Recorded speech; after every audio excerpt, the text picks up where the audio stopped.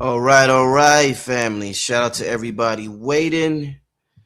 We are now live. It is Wednesday, January 14th, 9:04 p.m., and I am with the Chief. I want to take this time to welcome back to the platform none other than Rod Hayes. What's going on, brother Rich? Hey, you know they love when I come on your show, man. People be telling me, man, you be like Rich be like he talking to his own uncle. Yeah, it's a good energy. It's a good energy. It's genuine, and we just bounce off each other. So I know it's a good experience for the people to see our conversations today. It's gonna be an interesting one tonight. I mean, when you get involved with consciousness, Rod, you can hear about all types of crazy, weird shit, and you like, nah, that can't be real, or no, that can't be real. And wow, when you get deeper and deeper to it, you like, hold up, that shit really is real. So today's one of them conversations where I know a lot of people say to themselves, wait, is this symbolic or is this literal when we talk about ant people and these people that live underground? So from what I read and what I read, there's a group, the advanced civilization underground, and according to the Hopi legend, Rod, in times of cataclysm, before the earth was destroyed, they say the ant people took some good folks from the surface, like where we at, or that live on the earth, and they took them underground and taught them the sciences, astronomy, all types of stuff. In fact, I think the word ant in Hopi means Anu or something. And I know you've been talking a lot about the Anunnaki the last couple of years, so we got a lot to talk about tonight. I'm saying if they saying Rod, at times of the Great Reset, the ant people reemerge. Are they gonna come back out? And I know I just threw like three questions in there, but it's we're gonna have a good build. We're gonna have a good build. We're gonna talk about these ant people. Matter of fact, you know what, Rod? Let me pull some. Roll the coin, roll the coin. Let me let me put this on the screen real quick. Hold up, y'all. While you doing that, Rich, I'm gonna say this: we live in the three-dimensional reality, but what we don't realize is three-dimensional reality is the realm of infinite possibility. Mm. It's also the realm of infinite probabilities. Mm. Anything that you can think of already been thought of, and anything that we discussed millions of times over by people in different times, places, and realities. Wow. If you have infinite potential, every potential is a focal point to draw you down to manifest that potential. Mm. Right? When we looking at the stratas of history, those are erased hard drives of yesterday so we can reload the hard drive of tomorrow. Mm. But the strata's still there. Mm. The trace is still there. The underlying energy signature of all past civilizations are still here. If you travel certain parts of the places, if it's like your life is like unlocking a combination lock. If you make certain travels in a certain motion around the land, your genetic memory turn on exponentially. And you start remembering stuff like, wait a minute, last time I was here in St. Louis, you ain't never been to St. Louis in this lifetime. Mm-hmm. But when you get there, right, you like, man, last time I was in St. Louis, it was that wasn't there. And then you start like, wait a minute, I ain't never been to St. Louis. Why am I dissecting St. Louis? Yeah. Right? But then you start saying, wait a minute, but it's too familiar for me not to have been here. Right. And I couldn't have got it from a movie because it got emotional context and content involved in it. That's from you've been there before so many times, and you just questioning why you remember what you remember, right? Because we've been taught we only got one life and it's over with. That's ridiculous. We eternal beings. Yeah. Occupying a finite space with infinite potential. At what time do we express what potential? Right? When you understand that, then you realize that, wait a minute, this is all part of the game. And the game has been upgraded so many times that it had to be downgraded to the lowest possible potential in order to be able to upgrade it again. All things are probable, meaning all things are possible.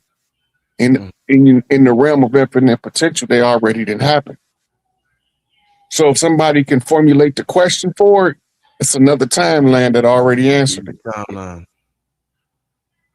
Is it another timeline that already answered it, or yes? Okay. Yeah. Not remember, the answer to the problem most of the time it's in the problem itself. It's the same thing. That means that if you want to solve the problem, you got to ask the question. But the only way you could ask the question is if you can identify the problem. Right? You can't ask a question about a problem you can't identify because you don't know it's there. So as soon as you can identify it, now you just have to keep examining the question. Why is this way? Or whatever the question may be. Eventually it's going to be like, wait a minute. The answer's been in here. The solution to this problem has been within the problem the whole time. It's like math. 7. What's the problem though? It could be 2 plus 5. It could be 3 plus 4. It could be 6 plus 1. Right? But whatever it is inside of that 7. It's the answer to the problem. Right. You can't go to 9 to get the answer to get the question for the answer to number 7. Because everywhere you look, you're going to find the answer to number 9. Because that's the only thing that's in there. So you got the answer and the solution is always within the problem. And this is what they was using. It's called hitting your blind side. You ever see them horses in downtown? You got these blinders on like this. Yeah. And some of them eyes completely covered. And then some of them is very adjustment. You know what that is? What? So they are programming the horse to disregard what he see with his own eyes and only follow what you feel coming through this lead. They brainwashing the horse to think he's blind and that he got a dependable human that'll lead him around. That's what they do to us. Right, yeah. That's the miseducation system.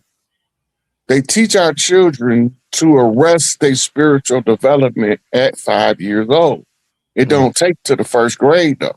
That's why we start being 6-year-old adults over time. Because they're dumbing you down using what's called a nutrition model. So when we talk about ant people, we talk about Anunnaki. If we read it as an energy, we'll get way more information from it if we reject it or accept it as a reality. We get more information from it. Because most good lies have a piece of the truth in it. Right? That's what make the best lies. That's where the story of the well-dressed lie comes from. One day the lie came past, caught the truth taking a bath. Behind the truth's back, the lie dressed up in the truth's clothes. Right? And then the lie sprint past trying to escape the truth. And now you got a well-dressed lie being chased by the naked truth. Let me read this real quick, Rob. Let's go. Let me read. I should have got give me 1 second, family. Why is it doing this? Okay, here we go. All right. This is just a quick none long, family. It says the Hopi ant people are beings described in the traditional cosmology and oral histories of the Hopi tribe, not literal insects, but mythic helpers who played a role in humanity's survival during earlier world ages. Now, this is why I asked you, because this is ChatGPT. They're saying mythic. Some people saying they were real people. So I guess it depends on who you ask, but let me keep reading. In Hopi stories, the ant people, often called Anu Sinom, are intelligent, industrious beings associated with the. You know what I forgot to do? I forgot chat. Damn. Uh,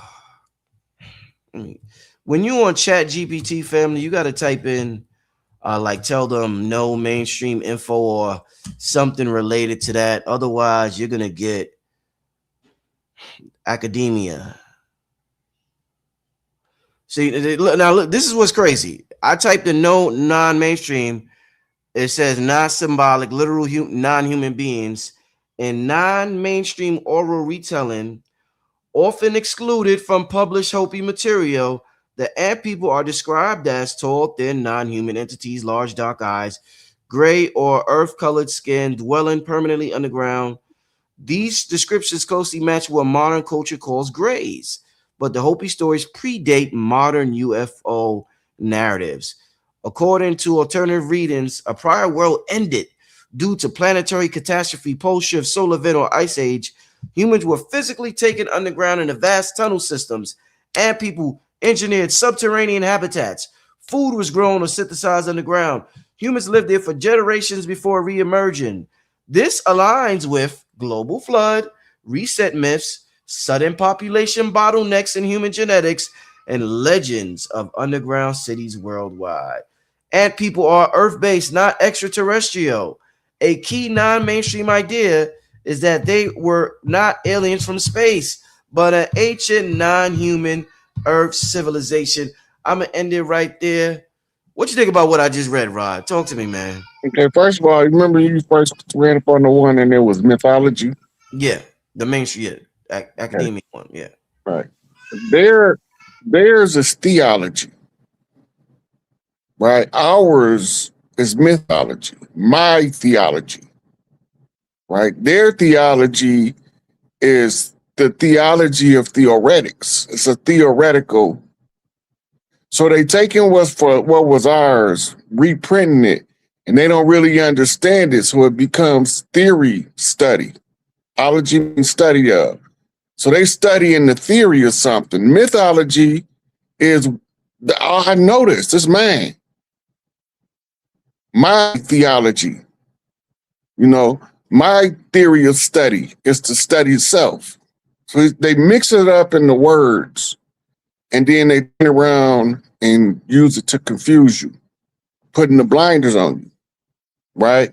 Now, when we get to the ant people, we remember infinite realm of possibility. There's cycles on top of cycles on top of cycles. The history has to be rewritten for each cycle. So when you look back on it, that's already been done. You coming into another cycle, we might go into a cycle and have a whole new set of animals that we have never even fathomed in our mind. Where did they come from? They're going to spring forth and generate from our mind over time because it has to change. Well, the ancients discovered that these cycles cause catastrophes at the end. And if you figure out how to have a smooth transition, you can avert catastrophe. And sometimes that include one cycle may end and they create Shambhala or Agartha. Because it's the same story when you study the story of Shambhala and Agartha. Agartha, they tell you that the people from Agartha came up during the close of many ages and did the same thing that the so-called ant people did.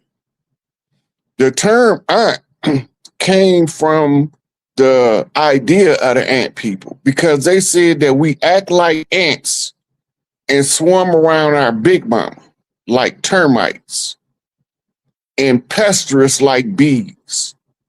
So they use those terms to describe what's known as our hive mind or pack mentality, right? The ant people in the legend, we call them Anasazi, is another name for them.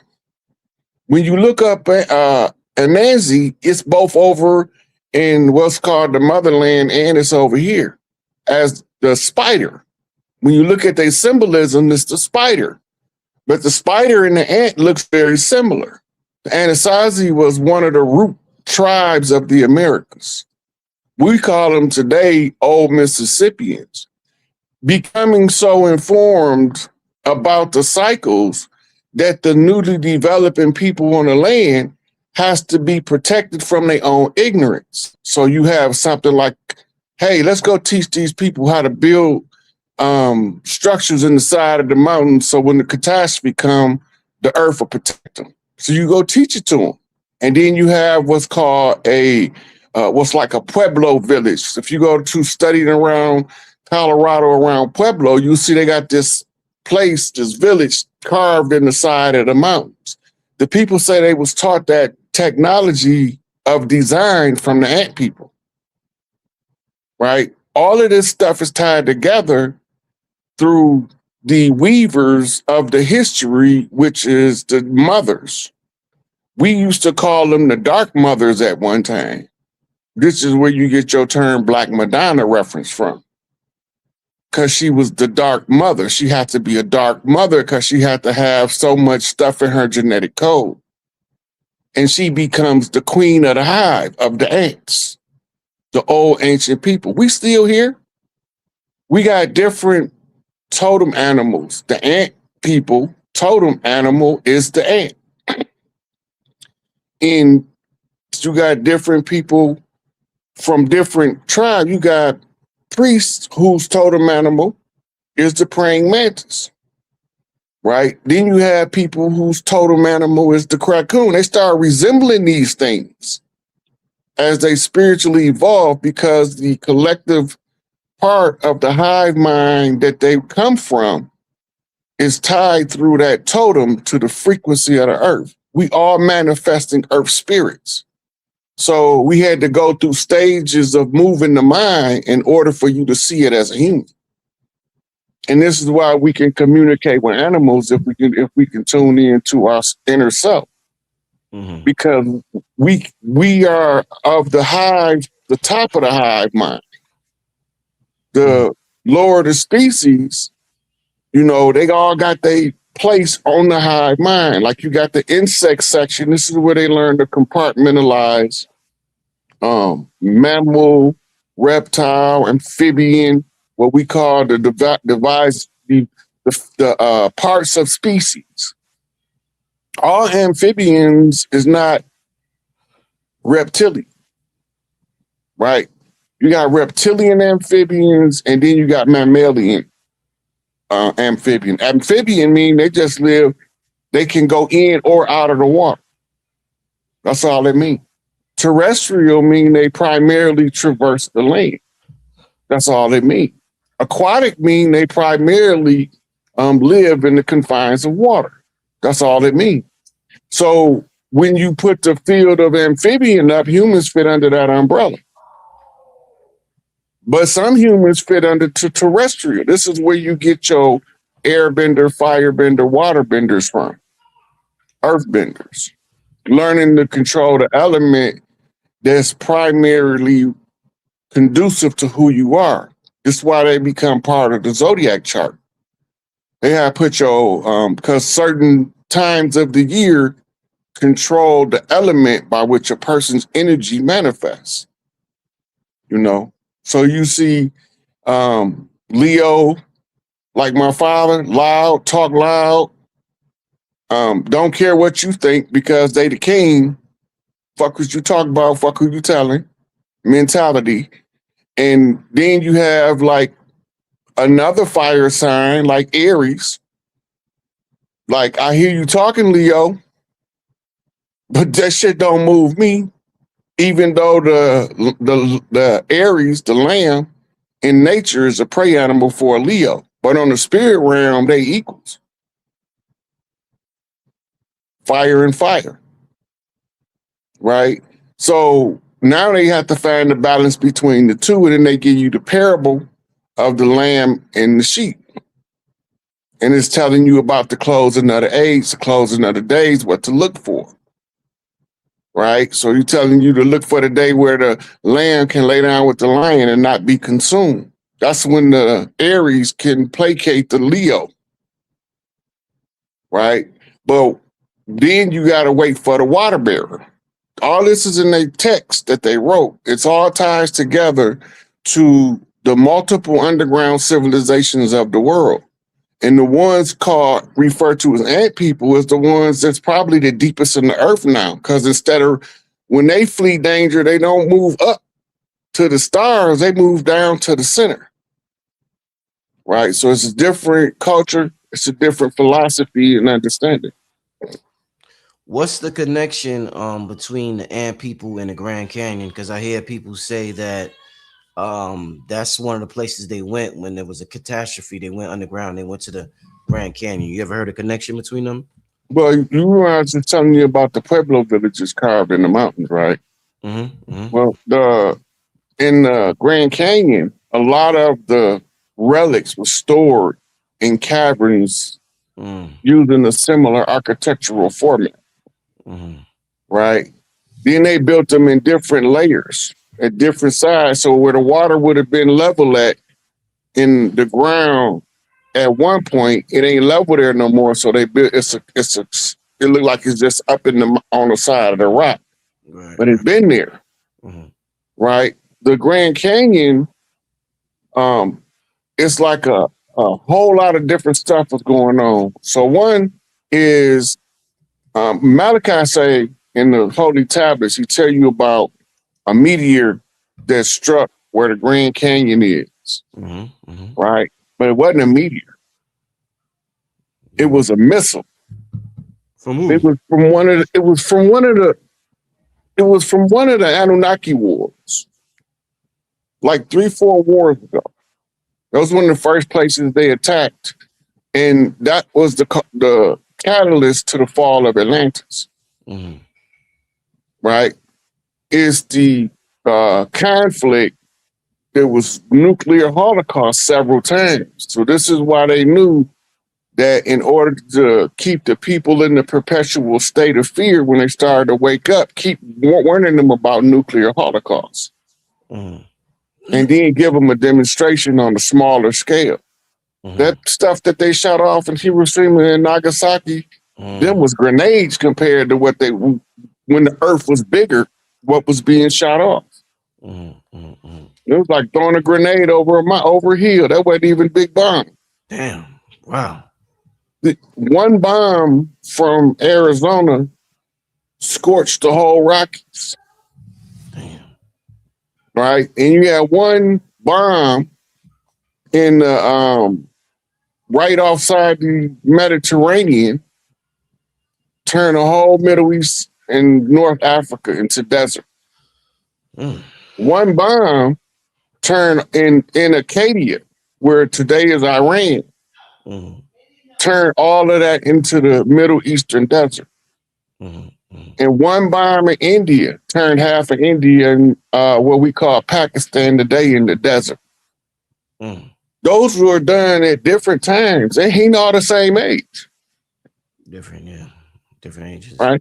Now, we got to remember, you had pyramid wars that's recorded by the Egyptians. Right. Right? You had Anunnaki wars that's recorded by the Sumerians. You got Vimanas wars that's recorded by the Hindus. Right? And then you got the tale of dragons fighting in the air in almost every culture because that was another name for the ships. It's a lot of wars, right? It's been a lot. It's been a lot.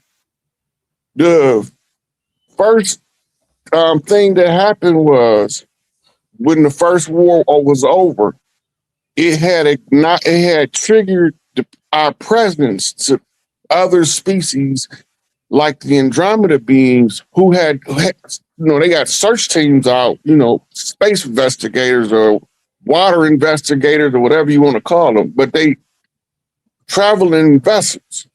And our attention was brought to them by the Anunnaki's first war. It's what made them come down here and trying to hunt the people because of the first war. This is where you get your story of the predator. Right? If you go to the second predator, they got him in South Central fighting Danny Glover. But then when you go to the next one, they got him on a crashed ship fighting with Sanaya Latham, right? You remember that one? Mm-hmm. Mm-hmm. Okay, now that's because they discovered later when they got here that Earth was a matriarchal planet. Mm-hmm. And the Earth Mother and the Andromeda Mother was able to have a conference and create an agreement. This is when they created the dinosaur. I heard you So say we that. go through certain amount of cycles with the dinosaurs, right? And this is the time they saying that the ant people was on the surface of the earth. Rod, real quick, why did they want to create the Andromedan woman and the Earth woman? Why did they want to create dinosaurs? They didn't want to create the dinosaurs. They was hunters. The soldiers like the Predator beast, Yeah. right, from the movie Predator. Mm-hmm. They literally have to train their warriors to always be on top. They a matriarchal civilization, but they males ain't no joke. Right. So they had to feed their bloodlust by allowing them to go and test their skills. And this is where you get a lot of our rites of passage comes from this. Mm-hmm. So when they made the peace treaty, part of it was for Enki to breed dinosaurs. And he was breed the dinosaurs so that the Andromeda beings had a training ground for their warriors, and it was for a couple million years. Or 100 million Earth years. Right. Yeah, man. It's I know for people hearing this information for the first time from you, they're like, "Whoa, what is he talking about?" Let me ask you something that I just looking up, researching things. Somebody mentioned the possibility of Akhenaten being one of these ant people, because of his The elongated elongated skull, because you gotta remember, even though they call them ant people, they were still people. Mm-hmm. Right? When all you gotta do is look at Tupac head and you'll see what they was. It's like drawing caricatures of people. Mm. A lot of those ill-formed pharaohs is not talking about how they actually look, because most of them, how they actually look is the shape of the sarcophagus. Whereas in like Tut case, they have a lot of drawings that emphasize what we in the hood call old hookhead ass boy. Right? So they want to exaggerate that. So in the future, when we coming out of the slumber from going through the Yuga cycle, we'll be able to recognize each other by a trait that's been exaggerated in the petroglyph. So when Tutankhamun was from over here, that's who Tupac was. Yeah, the Boy King. I heard you say that, the Boy King. Huh? Yeah, it's a prototype. Mm. It's prototype. Just like when we say Crazy Horse, right? They only think that we talk about one person. We're not talking about one person. Crazy Horse is a way for a tribal chief to get information to another tribal chief by making everybody else think he's batshit crazy. Flavor Flav came out Crazy Horse. ODB came out Crazy Horse. Right. It's a couple about right now. They're using the Crazy Horse signature energy in order to tell the truth, while everybody else is writing them off as being crazy or they weird or look at you like they did Triple X. He's flipping tribal code. Mm-hmm. All of them in the hip hop world is exercising a tribal culture. They made fun of it in the Underdog cartoons, where only the big chief understood what the little scout was saying when he was he's supposed to be rapping. Mm-hmm. And the chief's supposed to be reading the rap and then tell him we'll move this way then. It's in the culture. Right. So we have our spokespeople that can't say it outright. They use the crazy horse energy to get it out. Mhm. Right. Then you have the dragon energy. They just flat out tell you the best they can from what they see. The dragon energy is this fearlessness to speak, that Malcolm X tongue. Mhm. That was dragon tongue. Right. Then you got the Hayoka energy. The highest Hayoka priest on the land right now is Smokey Robinson. And he can put the Hayoka energy to use in poetry and tell stories. This is why that song Tears of the Clown was so important as an identifier for who he was. It's a lot in the music because we couldn't, under the George Washington Challenge, we had to educate ourselves about the condition. But nobody couldn't tell us why we had, that we had to educate ourselves above our condition directly. Right. They had to inspire us to do it on our own. Right. Most inspiration comes from arts and entertainment. And the only thing more inspiring than that is the love itself. Mm. Most artists are drawing so heavily from the heart chakra, they putting the love energy in their art. Mm. Mm. And if you've ever been in love before, you can read that energy. And that's not the same as before. Mhm. And You know, so you be able to read and translate for other people to see tribally what's going on. But Tut was he was a real energy. He was a Tupac Amaru energy, the boy king. It's the child that's taking the responsibility to take lead of the family. They got a lot of them they call boy chiefs in history that they try to downplay them. They call them the little chiefs and make fun of their stature because they 8, 9 years old, but they smarter than everybody in the room. Mm. Mm. Right? We didn't arrest our children's development. We inspired it. Mm-hmm. And they trying to stifle it. And Rod, speaking of the comparison of Tupac and Tutankhamun, I want to get your opinion on this. This is pretty funny. This is interesting. Real quick. So Harvard scientists using modern technology, researchers at Harvard have constructed what Mansa Musa, history's richest man, so they say, may have looked like in 3D. So they use all this advanced technology, and the 3D image they came up with was Kanye West. Yo, Rod, the 3D image they came up with for the richest man that ever existed look exactly like Yeezy.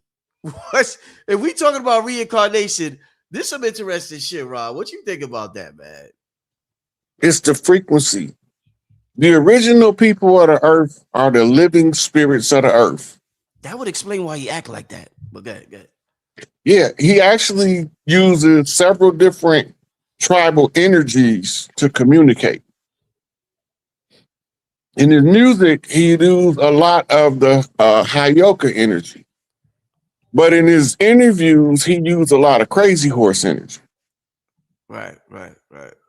Yeah. He's would be tribally speaking, Kanye is a true master because he can flip different chief lingos, different chief styles into getting his message across. He pushed remember his first album, the name of his first album? Damn, it was a college dropout, yes. Right. Now, Why is he telling you you're a college dropout? He's not getting what he needs in the educational system. Mm-hmm. What he need is going to take me through the fire while I'm spitting through the wire, while my jaw wired up. He's telling the whole story just by the name of the album and what he dropped on the album. That's a whole story by itself. Mm-hmm. The fact that we've been intermarrying with people from Africa since time immemorial, especially on the Eastern Seaboard, this wouldn't surprise me at all if he was the reincarnation of Mansa Musa.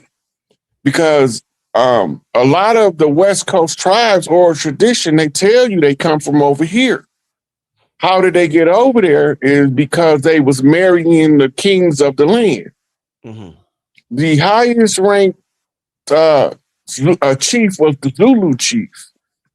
And he had the option to draw from women from wherever he wanted them to by contacting another competent and functional chief. They still do the ceremony in South Africa, and they bring the pubescent girls for him to pick who he wants. Mm-hmm. The last great king down there, Goodwill Zwelithini, passed away a couple of years ago. Mm-hmm. Right? He was the highest Zulu chief. And now they go back to reestablishing, who's going to be qualified to lead to his level next. They in the middle of that now. That might take them 5 or 10 years following their tradition to actually put their faith in one chief. Right? The Shaka Zulu story, it gives you a loose idea, understanding how they chiefdom work. Those are Inky kids. Their job was supposed to be to protect the Khoisan from the Watusi, the ant people on the land. That's what they look like, Watusi. Rod, you going the ant people are the Watusi over there? They look like that. They look like that. Okay. So we would say the phenotype. Right. The Maasai Mara, the ones who rites of passage used to be for the young boy to go kill a lion and bring it back. Mm-hmm. Yeah, that's that their intelligence levels is next level. We so ignorant in America that we don't understand how intelligent other people from other cultures are.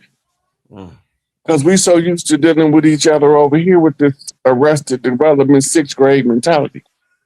That's why people get so in their feelings when you try to make them do adult things. They feel some type of way. They feel persecuted if you try to have them do what an adult's supposed to do when they're supposed to be an adult. But if you can come up with something that a child's supposed to be doing, they have no problem doing it because they arrested development. Yeah. That's why Carter G wrote Miseducation of the Negro. Because you don't understand what you're looking at. If somebody else is looking at it before you haven't explained it, you have to try to figure out how to explain it. But if somebody before you already explained it, when you see it, oh, that's Arrested Development right there. Right? Which was one of the names of one of the best hip hop groups of the 80s, wasn't it? Yeah. Okay. So the culture is telling you the same story as the intellectuals. We're not telling it in the same lingo. Right? Because we got to talk over the head of them people talking legalese because they talking over our head. We got to get behind enemy lines and tell each other what these people doing because we don't know what they doing. So once we put it out there, now when another one of us come along in the future and we put it all together, and like, wait a minute, ain't what they telling us. Right? This is why when you follow the travels of Noble Drew Ali and where he first started in Newark, New Jersey, and you understand how he ended up resettling to Detroit. And then when you realize who it is trying to kill him, right? Because they had papers out back then where they was talking mad greasy about Noble Drew Ali.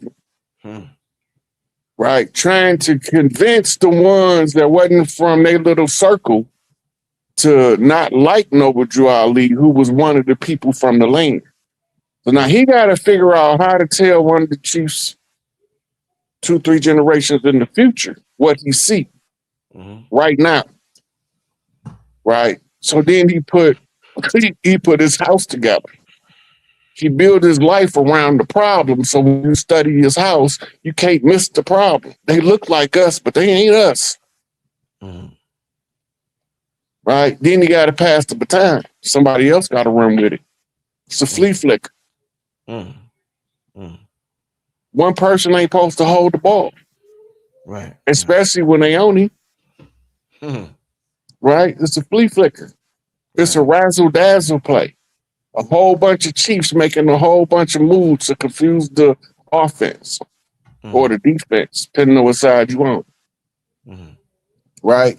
If you flipping for the ball, right, you have to know how to pass information in the enemy face. That's why they hired Hopey cold crackers in the Mhm. military.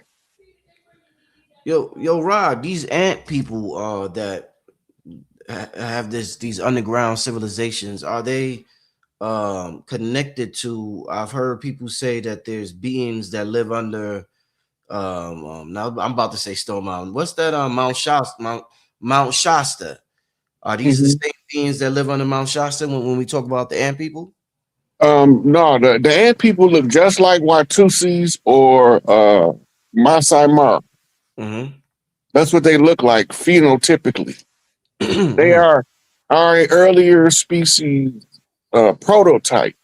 Mm-hmm. When the genetics upgrade at the close of a cycle, it corrects all of the defects from the past genetic pool, Mm-hmm.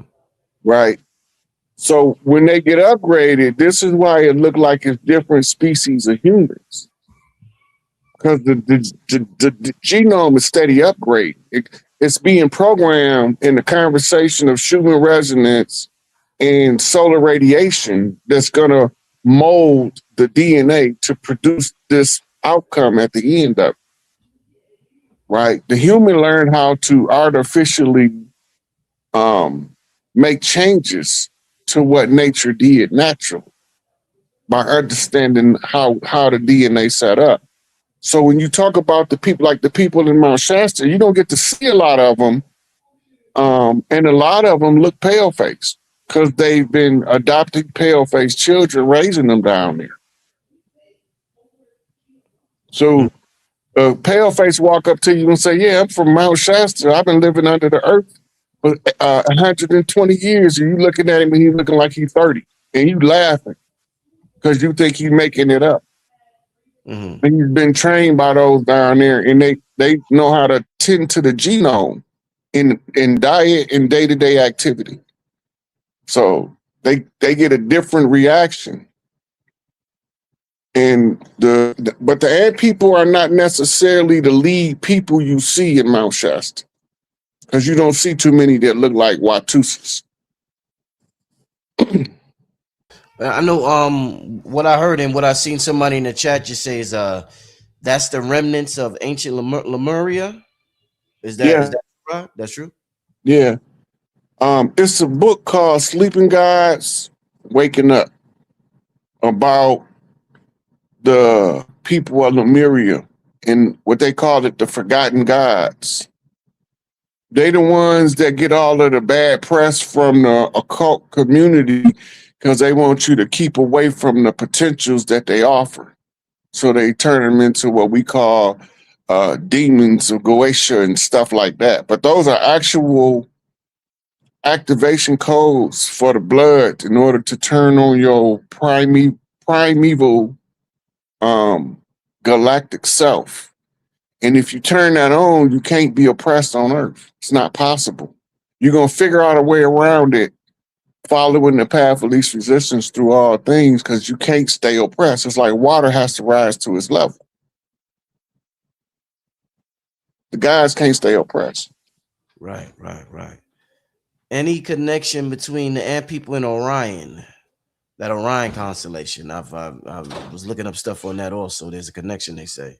Yeah, because the Orianos, the people that came from Orion to Earth, these are the people that set up what we call the golden ones later. But when they first came, they had to interact with the people we call ant people, would look like Watusis. So I keep saying that because I want the people to understand in their mind what these people phenotypically look like. Like if you was to walk past one today, the only way you would know he one of the ant people, you would say to yourself, he looked like Manute Bol. That's what they look like. Those were ant people, but they live under the ground. And then they got a shorter version of them, but they still look like Manute Bol.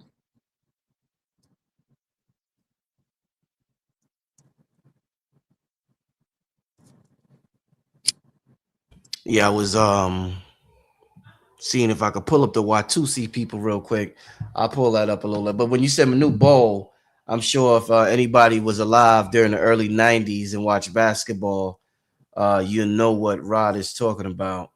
Rod, when we talk about these cataclysms that happen, and we hear about the ice and the water. Uh, is this the next cycle, or when this cycle ends? Does this one end in fire since the last one ended in water, Rod? This is the first one in about 4 or 5 closing of the ages so that we've been out of the infinity loop. You remember when we crossed to Maherta and I was explaining how we was using that frequency to get out of the infinity loop?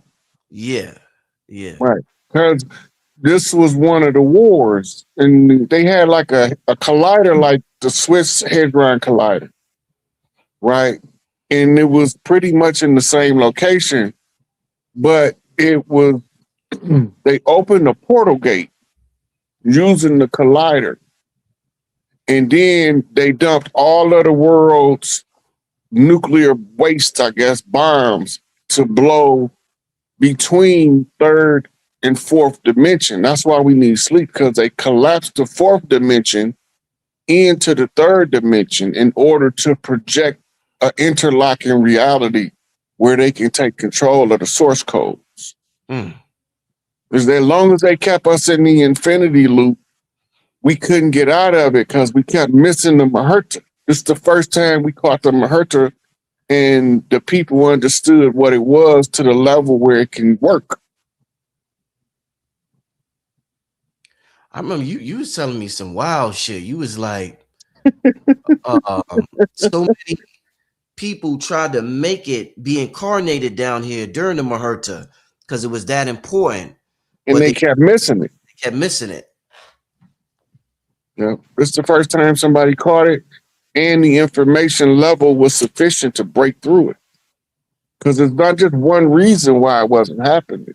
It was always because of the infinity loop's nature. It was always out of timing. Just like when you ever see your uncle and them when they had that little light flashing real fast, trying to set the timing on the old cars. Mm-hmm. That's a timing light. Well, one of the things why we kept missing it is because we was always mistiming the events. Because the Maherta had to open at the close of the age and the opening of a new age. And not only that, somebody had to be perceptive enough to recognize the nature of the upside down. Not only that, enough people have to understand the message when they get out about being in the upside down that they can flip right side up in the Maherta, right on time. If the minds is going to, it's going to be a signal come from the center of the universe through the Maherta. It got to get a perfect alignment in order for a source code to get to the earth, the sun, back through the Maherta within a couple of seconds, because it's traveling at the speed of photon light. Like it's almost like instantaneous. It's quantum entanglement communication. But when you have those so many galaxies in the way or universes in the way, the fields between them alter the rate by which it can align. And then so Prime Creator had to create a source opening where every civilized sentient galaxy can hit the Maherta, hit their own Maherta in order to get codes from the center. So it's all of that was going on at the same time. That's a lot of shit. It's a lot of shit. You sounded how you kicking it now sound like some of the stuff I read in the that Yahweh book that I got. I'll pull something up a little later. It actually pull something up a little later. But yo, I think you told me you was like even Christ was trying to make the Maherta or something. Yeah, that was ISIS. ISIS, yeah. Yeah, that was all of the great mothers are always trying to get in alignment with source. This is the source of your religions or any spiritual practice. It's all the matriarchal mother science of trying to stay in line with the universal balance, right? That's what that alignment is. So every grand matriarch in every cycle in is looking for that alignment so she can be in line with the source. Because once she's in, because the communication is between the grand matriarch of the humans on the planet, who communicates directly with the earth, which is the matriarch that governs the immune system, and we just so happen to be the immune system. So, and also the programmers of the defense system, which is your genome writers. This was all being done by women for eons before a man ever stepped foot in the arena. The original gods, the Typhonian gods, are all were feminine. And then later they produced the first masculine, but that was in response to being encountered by the masculine principle leaking from somewhere else. Well, we call it the Anunnaki invasion. But it's really just adding the masculine principle to the genome and to the strata of Earth's memory. You have to create what's called a compelling event to resonate far enough into the future. Why do we remember Osiris' name and nobody can't tell you who Henry Hubert Harrison was? They can't tell you one thing they seen Osiris do. And the story is about a 8,000-year-old story, according to modern historians. It's about an 8,000-year-old story. And we still remember Osiris, Set, Ra, Isis in this era before we became common knowledge, before Egyptian information started to hit the mainstream. Our people always knew and understood who Osiris was, even if they didn't say it. Because we never stopped using it so some kind of way the name Osiris is so locked in our psyches that we use it. We name children Osiris, never having heard anybody talk about nothing Egyptian. It's the ancient history in the DNA being re-expressed in the present time. All this stuff is part of who we are. That's why you can't trick the ancient ones. We did it so many times. We already know what's going on. How fast do it take you to size up a room? Do you know you in hostile territory or not? Right. I wanna shit. Let me see. I wanna read a little bit of this and ask Rod. Once again, shout out to everybody in the chat. Oh, something I wanted to touch on real quick. Somebody in the chat said, I was wondering this too, because I know Billy Carson did a video about Turkey, the country Turkey. And they want to know, are the ant people the same as the ones who lived in the underground cities of Turkey? No, those are different. Those were a different phenotype. Okay. But remember, the Turks are the Ottomans. I remember that. All right. I'm gonna get to this a little later. I'm gonna get to that a little later. But yo, so wow. I mean, yeah, this whole ant thing. So Rod, the Hopi that we see today, are they the same? Are these the same people who? No. So all right. So explain that, please. Most of the Hopi, if they don't look like more like you, Rich, even more like you than me, they not original Hopi. The original Hopi was like your facial structure, but their skin color was much darker. And they were the offshoot of the Olmec people. Okay, that's what I was about to ask. So the Hopi that we hear about in all these prophecies were offshoot of the Olmec people. Right, all of the tribes. When we say Olmec, I'm still talking about old Mississippi and original bloodlines. When we say Aztec, Inca, Maya, I'm still talking about original bloodlines of the old Mississippians. Right. Right. Now, in the North, Mississippi is the bloodline of the land, and all people, whether they was in east or west, came from this stock. All of your original tribes came from what's called the Mississippian root stock of Americans. And in South America, it's the Amazonian root stock. Right. Then they calling the women Amazonians. They talking about the Califia queens, but they using the Amazon so that you won't equate them with the Mississippi. But you had the Amazon North and the Amazon South when they first started referring to the two major rivers of the land. Right? The tribes called it the Mississippi. They wanted to call it the Amazon. They wanted to Latinize it. Remember that we was fighting Spain before the French in the Louisiana territory. So they took a lot of our stuff and turned it around and used it against us. Exploit our ignorance, and we can't put the stories back together. So the people we see today, where are they from? In the people we see today that say they're descendants of the Hopi, they don't look like us. They look like right. They are descendants of immigrants. Well, tribes over here was bringing immigrants in, and you could go to Mexico. They have what's called the Chinese Road. We was doing trade with China. In the Hopi culture, they created the ceremonial tribe that you see today to just be somebody that honors the culture into the future. Right? So these ceremonial, this is why they all got that Asian look. Aside from the ones that the Moors brought over here with them as servants and warriors, soldiers, what they was calling soldiers of fortune.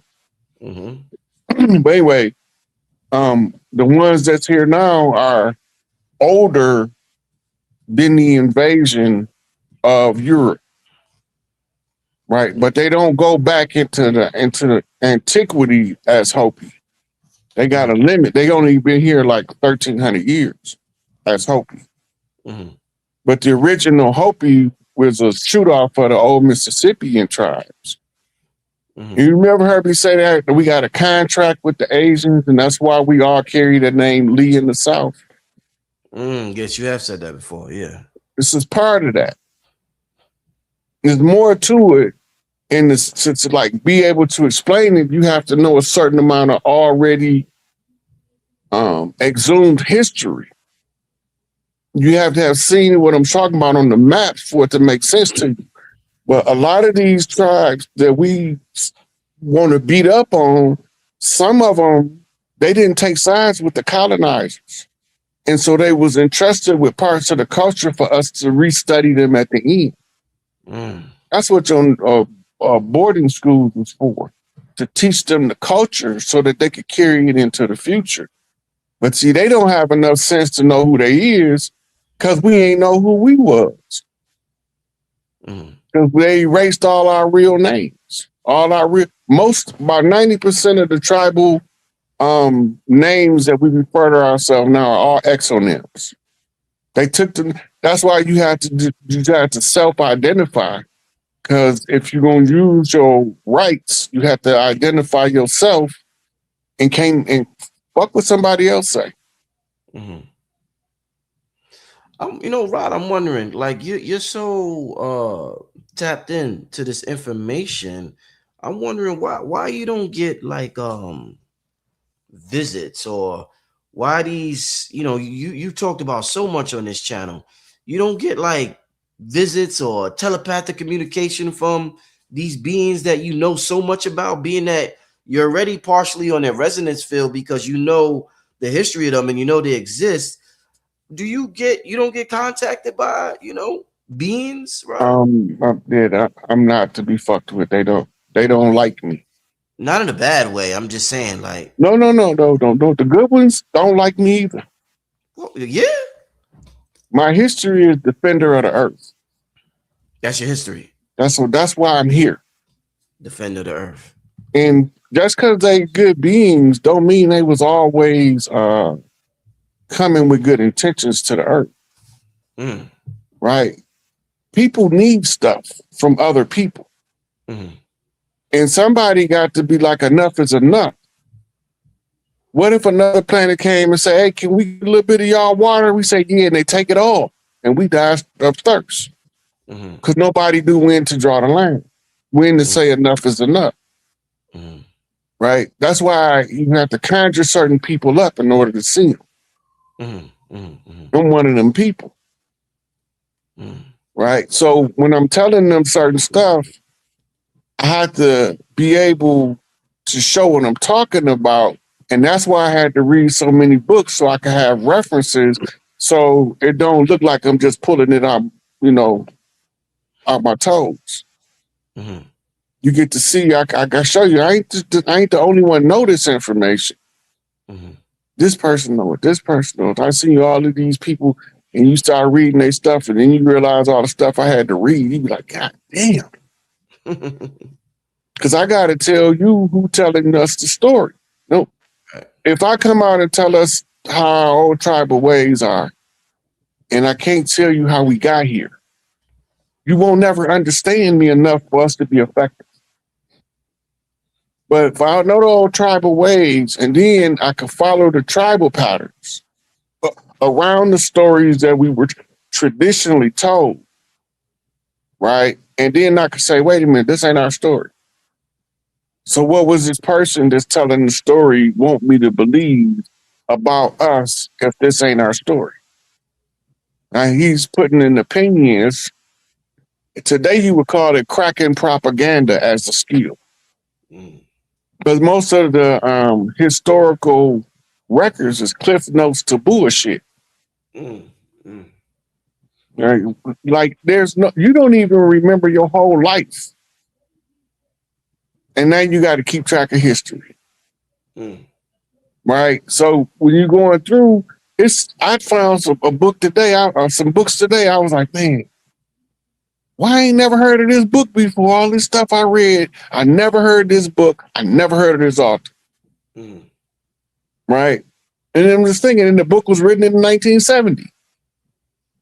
One of them. So I'm thinking like, I never heard of this book. And it's a hot commodity that's hard to get that costs like $1,000. Shit. I'm like, when I see stuff like that, it just allows me to recall that because of you shift timelines, stuff come into the view. Right. That identifies the shift in the timeline from where you were to where you going. And little stuff like what we're discussing now, some people going to start remembering stuff about their own life or even past lives just because we discussed enough to connect the dots for them in places they had blanks.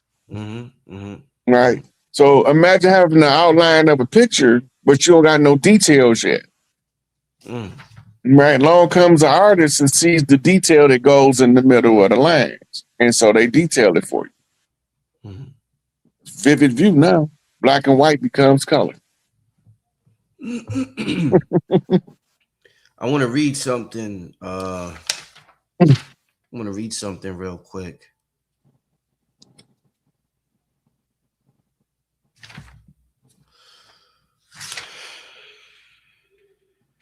So this is this is from this book I show occasionally. This Yahweh book. Rod had me get it. We was talking about Yahweh on the phone one day, and Rod was telling me about this book, The Keys of Enoch. What does it say? The Book of Knowledge. And it says Yahweh in the front.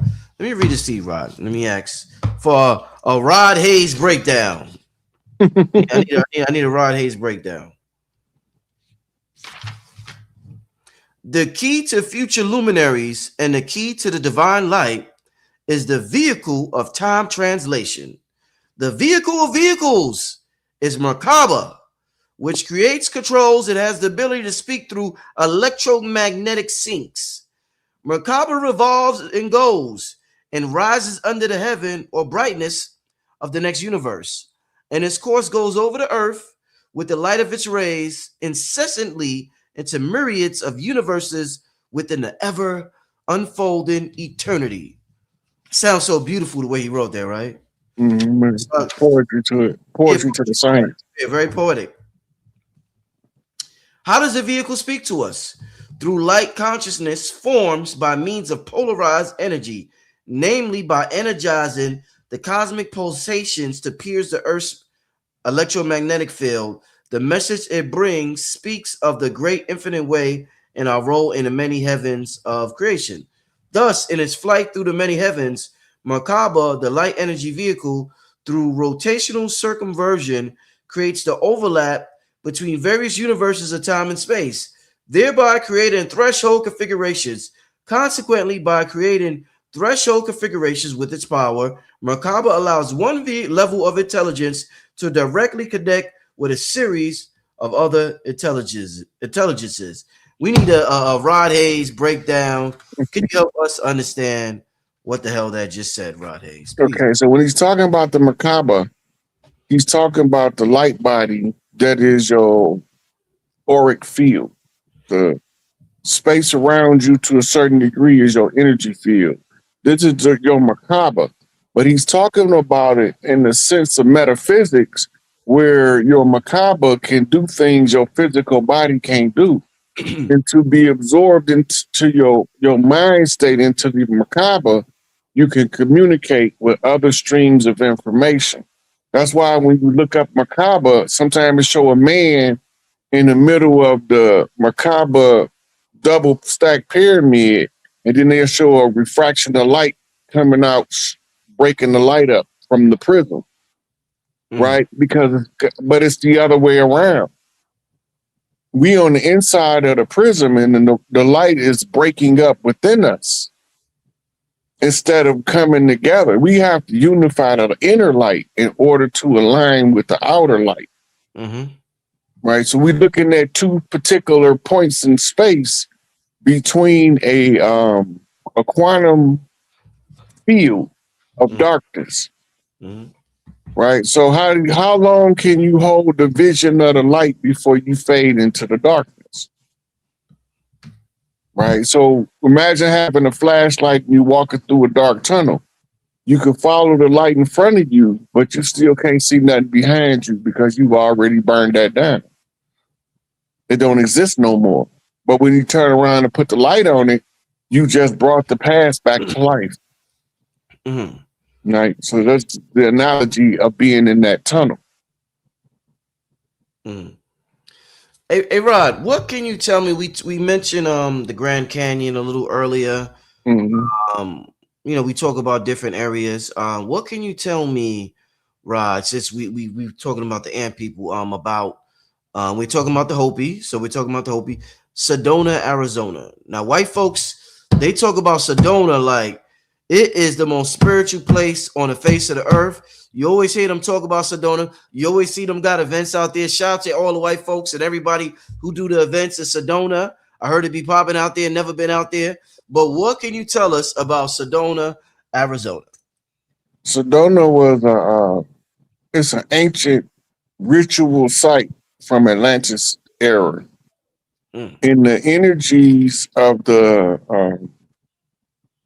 ley line and the crystals that naturally form there makes it a place where you can see into it like thins the veil of reality, and then it gives you certain frequencies to activate your higher energy fields, which is in 3D is euphoric. It's the bliss state. It's easier to attain it in Sedona than it is in a lot of places because of the long-term use of the ancients that dwelled there. It's already got the channel open. You just got to get in the wavelength in order to reap the benefits of somebody thousands of years ago did already. Are we supposed to, Rod? Because I just asked you about the Hopi, and you were telling me how the ones we see today aren't the Hopi that came up with this prophecy. Let's just say,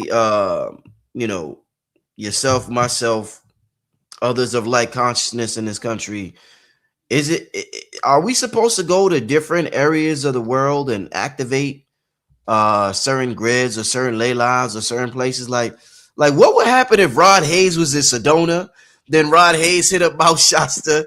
Then Rod Hayes hit up Mexico. Then you know what I'm saying? Like, what would that like? Is that part of our purpose, Rod? You think? It depends on where you at in the process.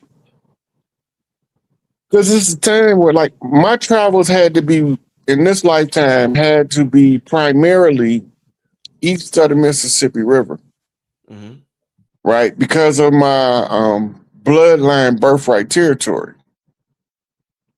I already understood where what we call Amaru land, which was Tupac territory, which stretched from Alaska going into South America on the Pacific coast.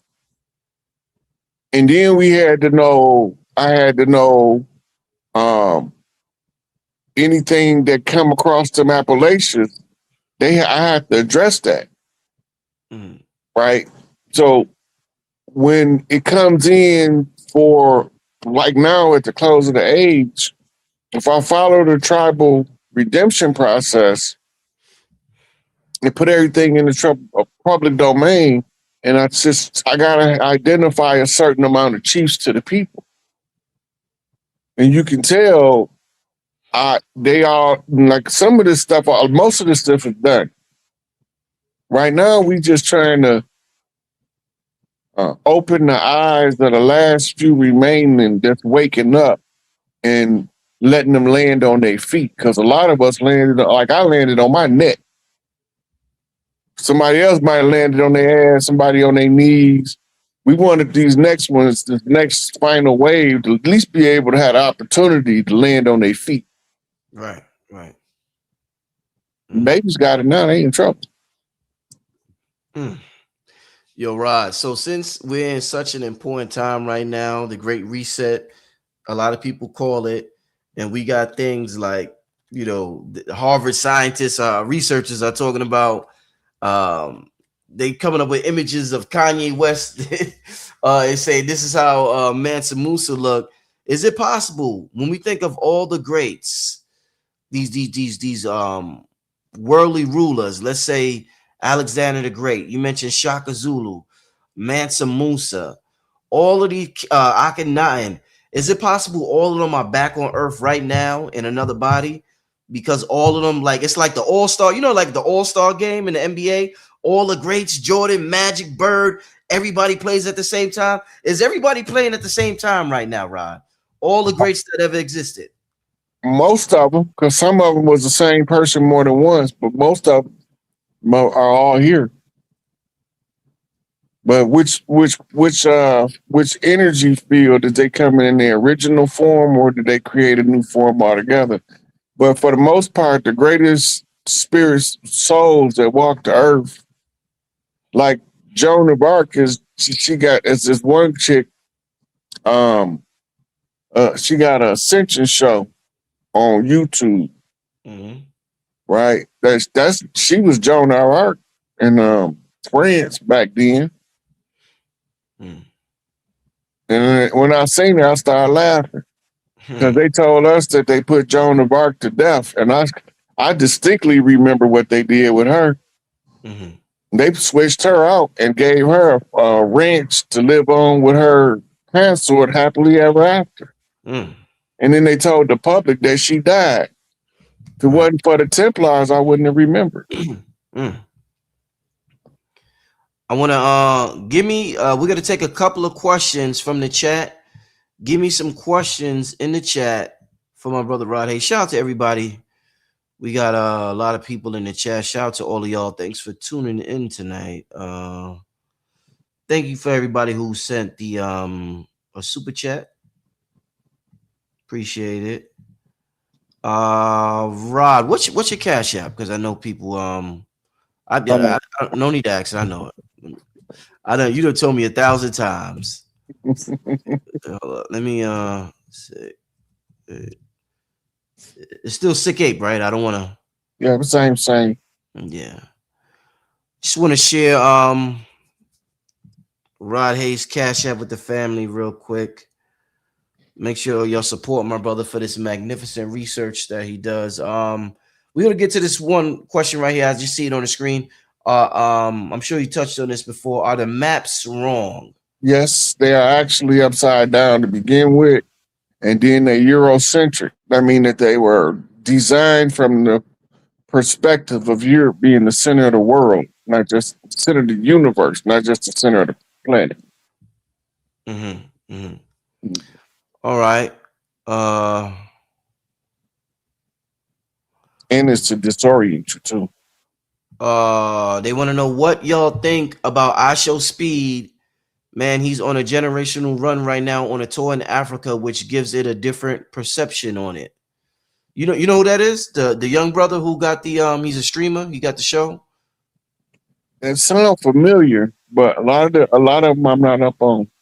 This was one of the more. I think he just popped up. Yeah, yeah. But yeah, to the person asking that Oh question, yeah, because he was on wrestling. He got speared. yeah, he Yeah, never I know what you're talking about. everywhere, man. Look, that look he ain't having the time of his life. When you see somebody like that, and he get that kind of public support in past lives, he always was treated that way. Mm, No matter what kind of civilization we was in, his presence made people want to treat him that way, mm-hmm, mm-hmm. right? And so when he's born, his energy is already pre-programmed to make people respond to him that way. Mm-hmm. I want to get to a question from King Simon. He says, "Who are the six-fingered people of the Americas because they mention them in the Bible?" My granddaddy now, the Will Hayes bloodline. Uh, they was old Mississippian stock. They averaged between 6'5" and 7'5", but most of them is burly. Mm-hmm. Yeah, Mississippians too. I know a lot of Jamaicans who got the six fingers who said they Same people. uh When you see the six fingers, especially they normally have it on the right hand mm-hmm. because it can only come in through the fatherland, so it can only effectively grow on the right side. If they got it on both sides, the motherland and the fatherland, then they might have six whole fingers. Mm-hmm. Mm-hmm. But if they're only coming in on one side, it'll only express the finger from that one side.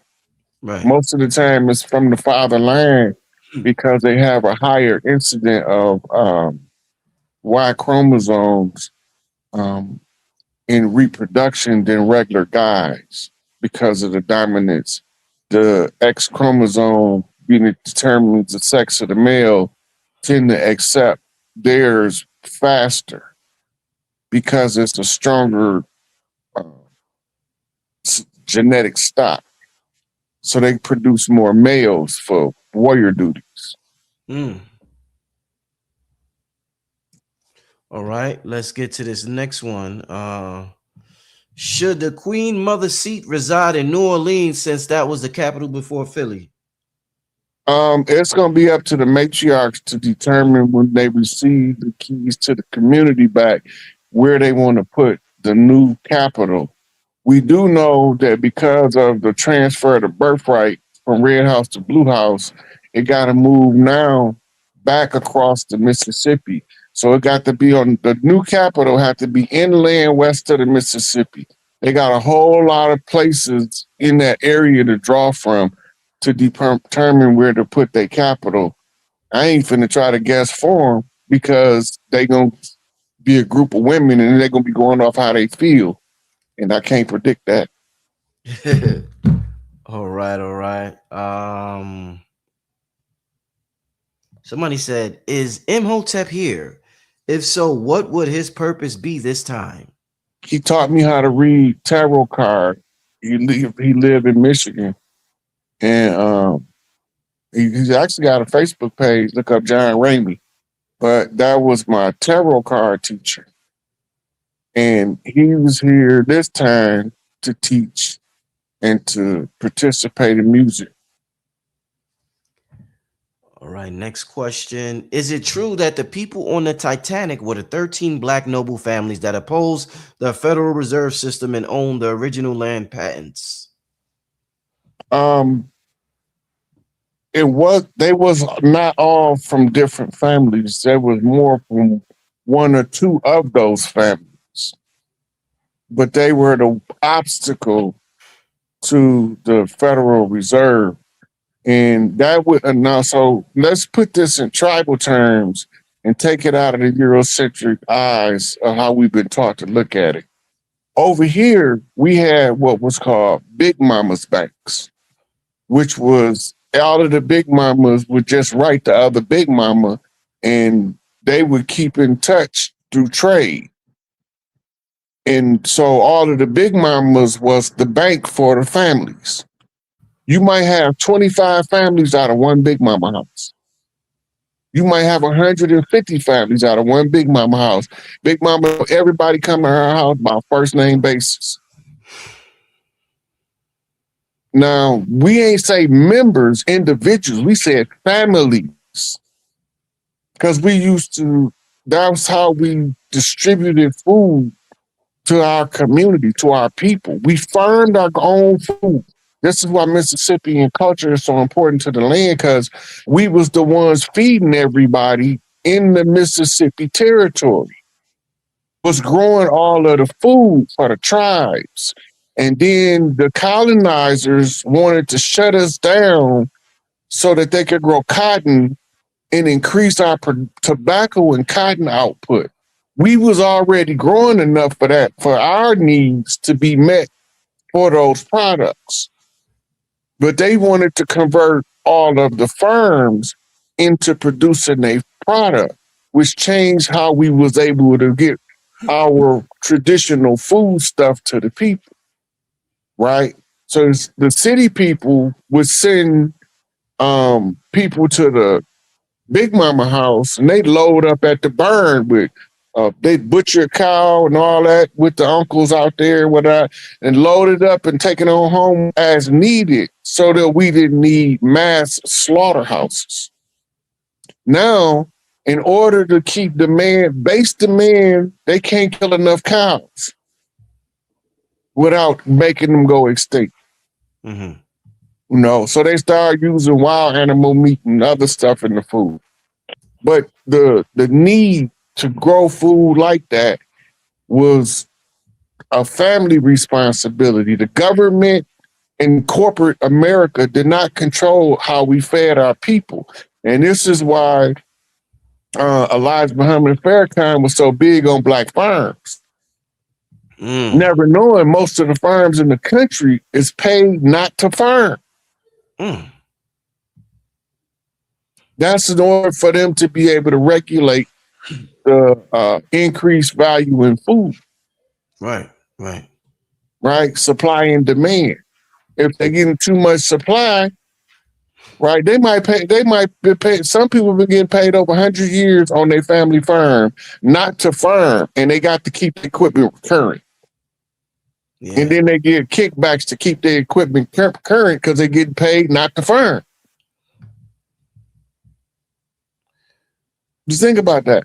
Now, when they get tired of their equipment and that they can't use the farm because they're getting paid not to farm, but they got to keep their equipment functional, then they can sell their functional equipment to a farmer that's not getting paid to farm. I mean, to not farm, but to actually farm at a discount. Mm-hmm. And then they can get all new stuff because they're getting paid by the government not to farm. See how it works? That's the undergirding of the peasantry with the infrastructure that Martin Luther King was talking about. Controlling the flow of the food, the people at your mercy. Yeah. We don't want to be at their mercy, but the structure of society is slowly strangling us and making us more at the mercy of government and business.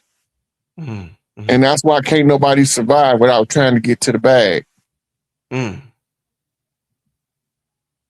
They're exploiting your survival instinct.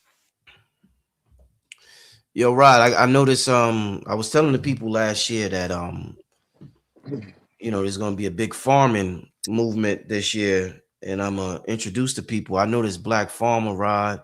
Yo, I ate. This nigga had some mustard greens.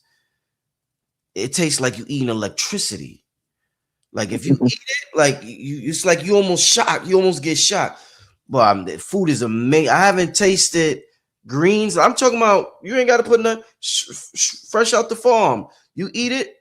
Never tasted nothing like it in my whole life. I'm brother name is Eugene. I'm gonna introduce him to the family probably in March. Probably February. We're gonna do a video soon, but I'm gonna do something with his farm in March. But that farming is very important, Rod. Very, very, very important. I was talking to Blue Pill the other day because Blue Pill getting into the farming, the indoor farming. Most of the money we spend in our life is on food. I'm tired of spending. It's just food, Rod. It's just constantly. Well, remember, a lot of people don't know this, but we didn't start eating 3 meals a day until the 70s. Great point. Great point. Yes. The average family could only afford at most breakfast and dinner. Mm-hmm. But that's because they was getting it out the yard, though. Most people back then, in the before 1950, they introduced us to something called middle class. Mm-hmm. What the fuck is that?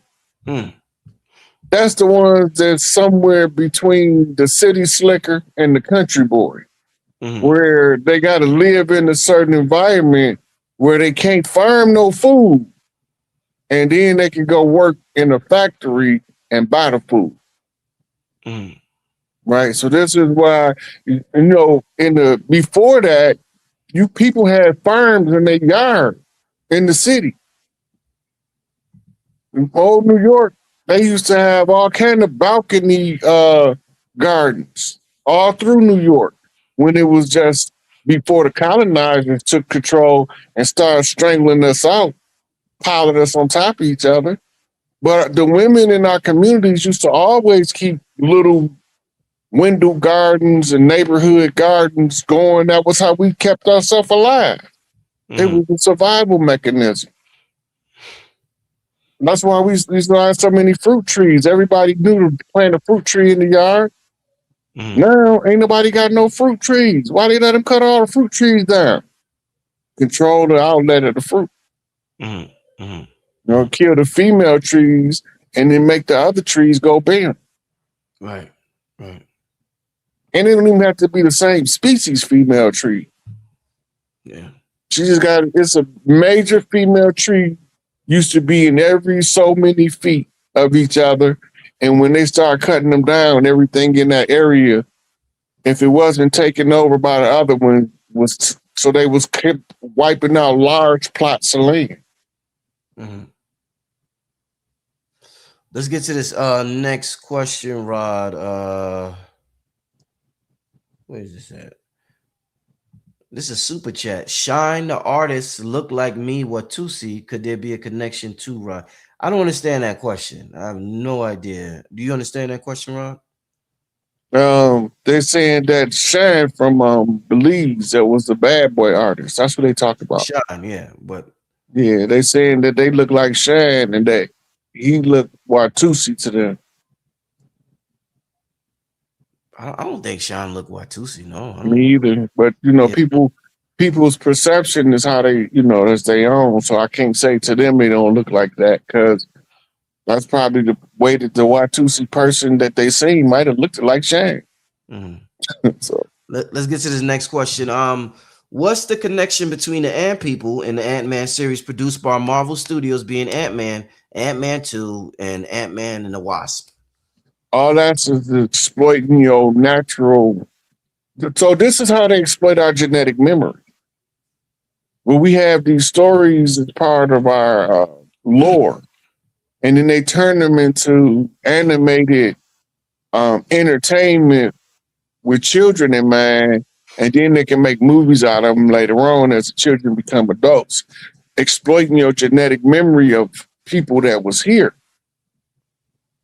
So they just telling you, they just controlling how you perceive your history, as in the telling you how it connects.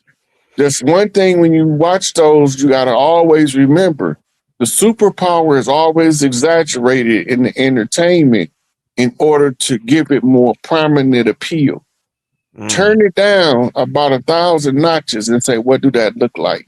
And then you might find yours. Right. But that's just an exaggeration of it. All of those are exaggerations. Somebody wants to know, do you think we are going to have a blackout?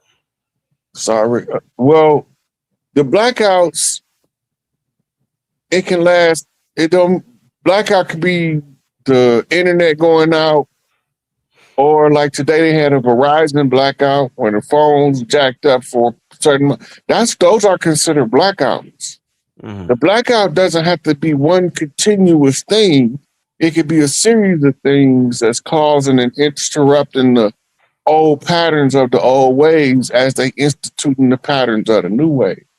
You turn the lights off, turn the light back on, check to see if they work after you change the bulb. So that's they do check it. Light switch. The powers that be, the ones in charge, the ones that's running shit from behind shadows, they use and exploit that because they operating on the rhythms.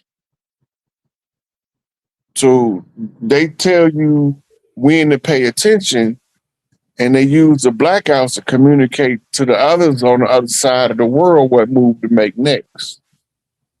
Telecommunications. Watch what's going on.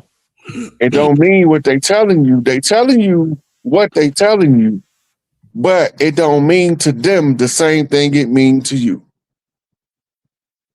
That's the hard part for people to grasp. That's called double speak. It's a politically trained skill that they learn in a lot of times in the universities. But then you still have to learn it as you progress through politics. You have to learn it like a foreigner being submerged in a foreign land, and the only way they can survive is to learn the local language. So they become proficient in the local language. It's the same thing when you in that you learn to speak that language and the hard way. But you go to university, they teaching you going to school, learning your ABCs type, how to read the language, how to talk the language. So when they get out there, they so good at telling the story, you're going to believe everything they say until they don't do nothing they said they was going to do. And then when you find out they did everything they said they was going to do, but they didn't do none of the shit they told you they was going to do for you. But everybody else, they did it for. Right. Let's want to get to this next question. Hi, did the ones that look like us but are not come from another planet? What are they so interested on harming the melanated people of Earth? It was a power struggle between two foreign agencies. One of them is favorable to us and another one is hostile. And this is why they gave you a God and a devil concept so that you could choose sides. The bad guy is always the person not working in your interest. But you take sides with the oppressed because you realize you oppressed even when you think you're living in the upper middle class and that you're under somebody else's control that you don't want to be under. So when you see them freedom fighters in the movie and you rooting for them, all that, okay. But you ain't finna go out there and do none of the work they gonna do. Right? And then as times change, they give us heroes of the past in order to substitute the ones rising up in the presence in order to keep them overshadowed so you can't never get to somebody that could do something about the problem. Yeah. They love propping up the dead, man. They love propping up the dead. They love a dead hero. Love it. But I go back to our culture, though. It's an old proverb that say, you die 2 times. Your body die, that's your first death. Mm-hmm. Your final death is when your name is spoken for the last time. Mm-hmm. Mm. All right. How do different cosmic light rays play into reincarnation and identification of self? Um, the reincarnation is based on the programming of the DNA. You got walk-ins. That's not true reincarnation. That's what you call soul jumping. With a person surrender their life, they can transfer from a person that accidentally lost their life, can take that person's life contract over. And that's why a lot of people be so different after a major trauma event in their life. And you hear people like, yeah, man, he ain't nothing like he used to be. Once that happened to him, he ain't been, because it's a whole different person in that body now. So the cosmic light is the light that reflects on the DNA that generates your personality traits, how it interacts with the world around you. The cosmic light is the inner light. It's shining in through off the mitochondria the same way they use the solar panels to catch light. So the cosmic light is your inner light coming through the genome. The way that the light is reflected shows your personality. This is where you get your astrology read from, because it's deriving the inner light is matching with the external light by where is the position and the orientation of where the light concentration first emerged, which is telling you where you was born. This is why they want to know, your reader want to know your longitude, latitude, or where you was born. Mm-hmm. Right. And they know your longitude, latitude, day and time of birth. They can look at the stars and tell you what you are energetically, but it don't mean it's going to be able to be played out realistically, because you might not know how to control that kind of power. Mm-hmm. So it'll be turned down to minimum until you can control it. As you practice, it's going to overwhelm you while you're trying to get control. So once you get control of the faculty, you can use it better because you understand it now. Rod, they want to know. We're gonna do a couple more, about 3 more, then we're gonna get out of here. Does other people's perception affect our aura and how we could use this to our advantage? It can, but that's based on how your aura is programmed. You can program your aura with low self-esteem, and it'll absorb others' people perception to amplify that low self-esteem field. So it'd be like it's getting its own gas for low self-esteem through other people's perception as they tear down your self-esteem. That's how it works. That negative, you using somebody else's perception. Even if your ego is overinflated and you got this delusions of grandeur, as they say, that's your ego being overly fed by people ass kissing you all the time and they didn't mean it. All right. Let's see.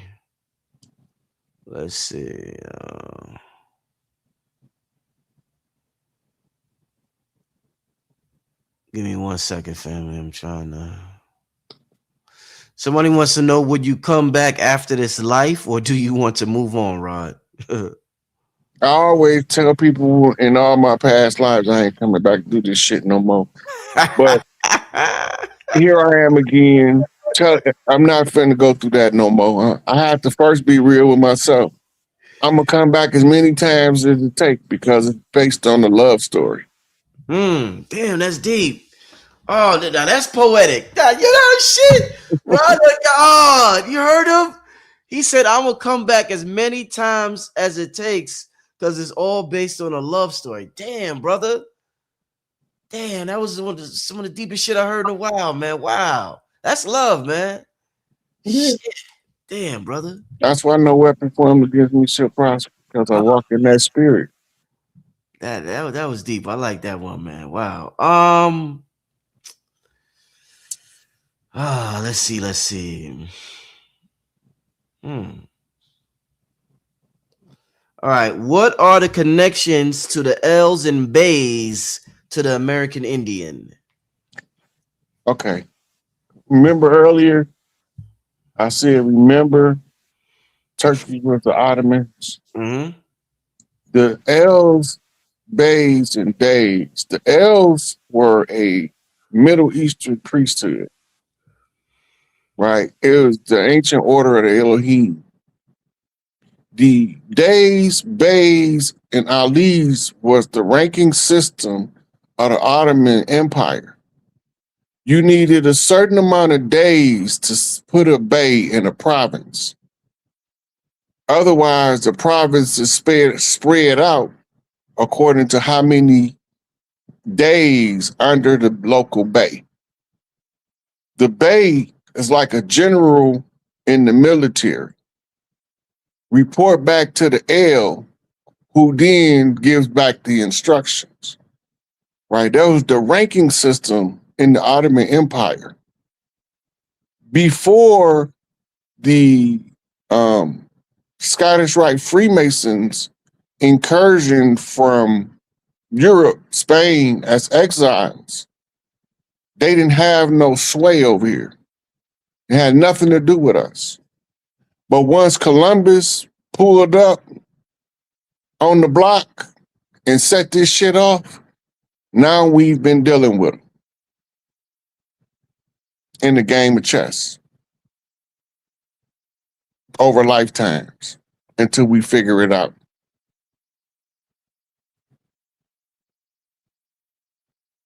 So all of the Moors, can't none of them tell you where.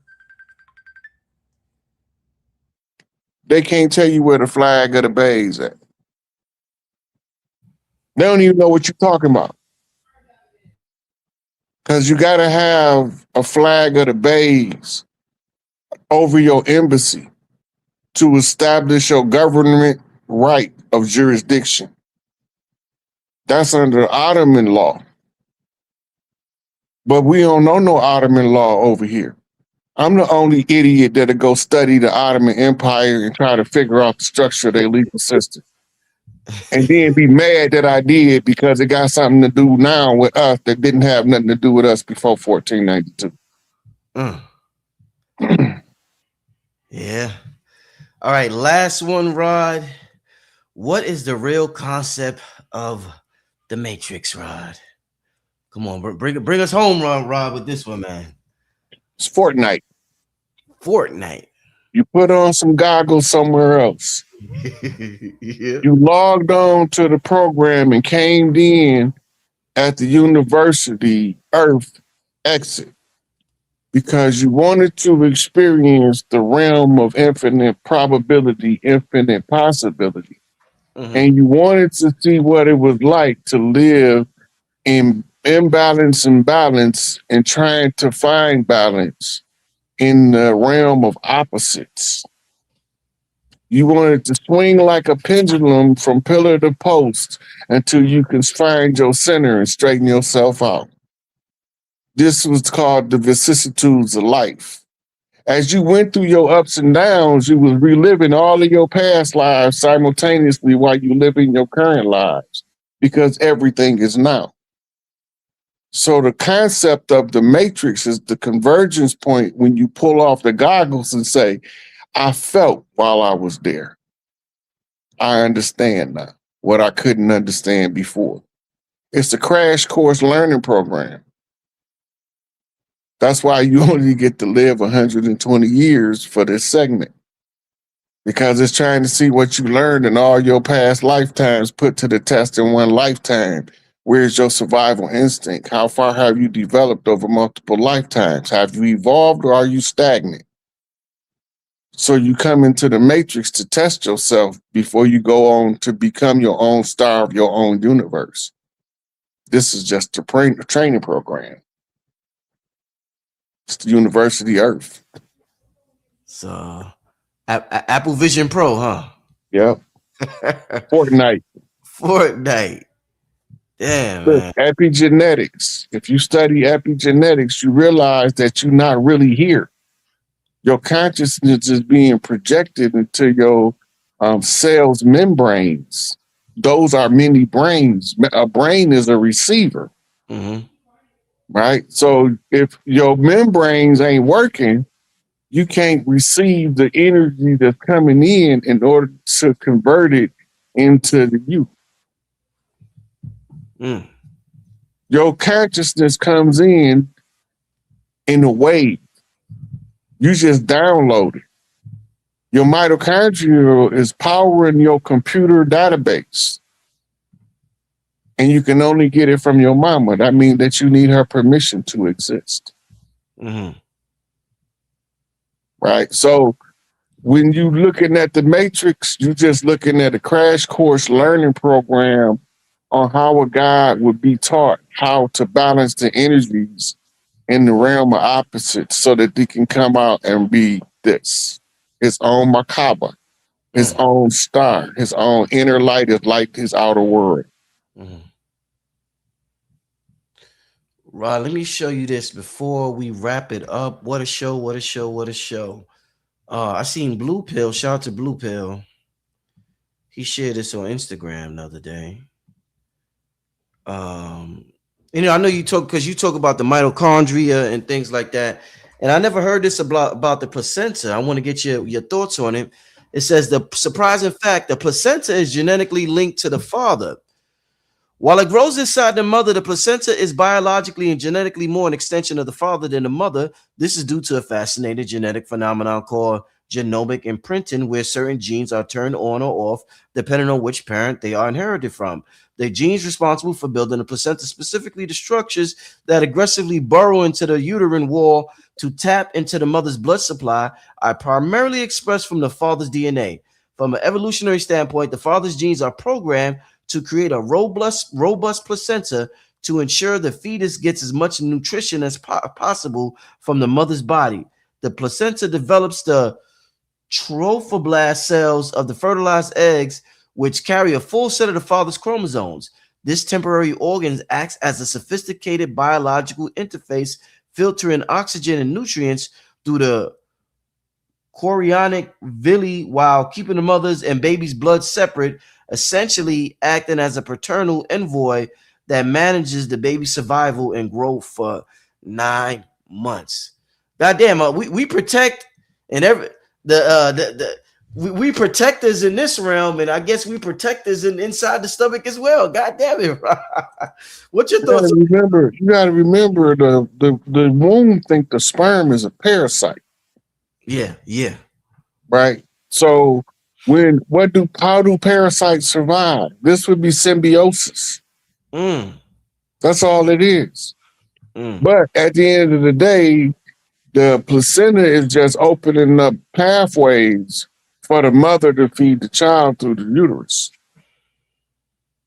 So what's taking place is what's the bonding of mother and father in the production of the offspring. But if this was a parthogenic birth, right, the story would be different. Because the mother already has the placenta equipment there as uteral lining, cyclic uteral lining. Right. So the mother's still determining how do the mother know when to turn on the chemistry to turn the boy child into a male? Because they all start off female. She have to find the qualities that she's imprinting on the child in that particular Y chromosome. Let's say that the person don't got strong enough legs for what the mother is seeing in her child. But the dude she slept with 6 months ago did. She gonna go into her brain, get that piece of genetic material and alter the baby. And that's why some of these chicks can't find their baby daddy, because they didn't piece together a whole baby daddy from 100 different people. She ain't gonna never find a baby daddy because all of them was the baby daddy.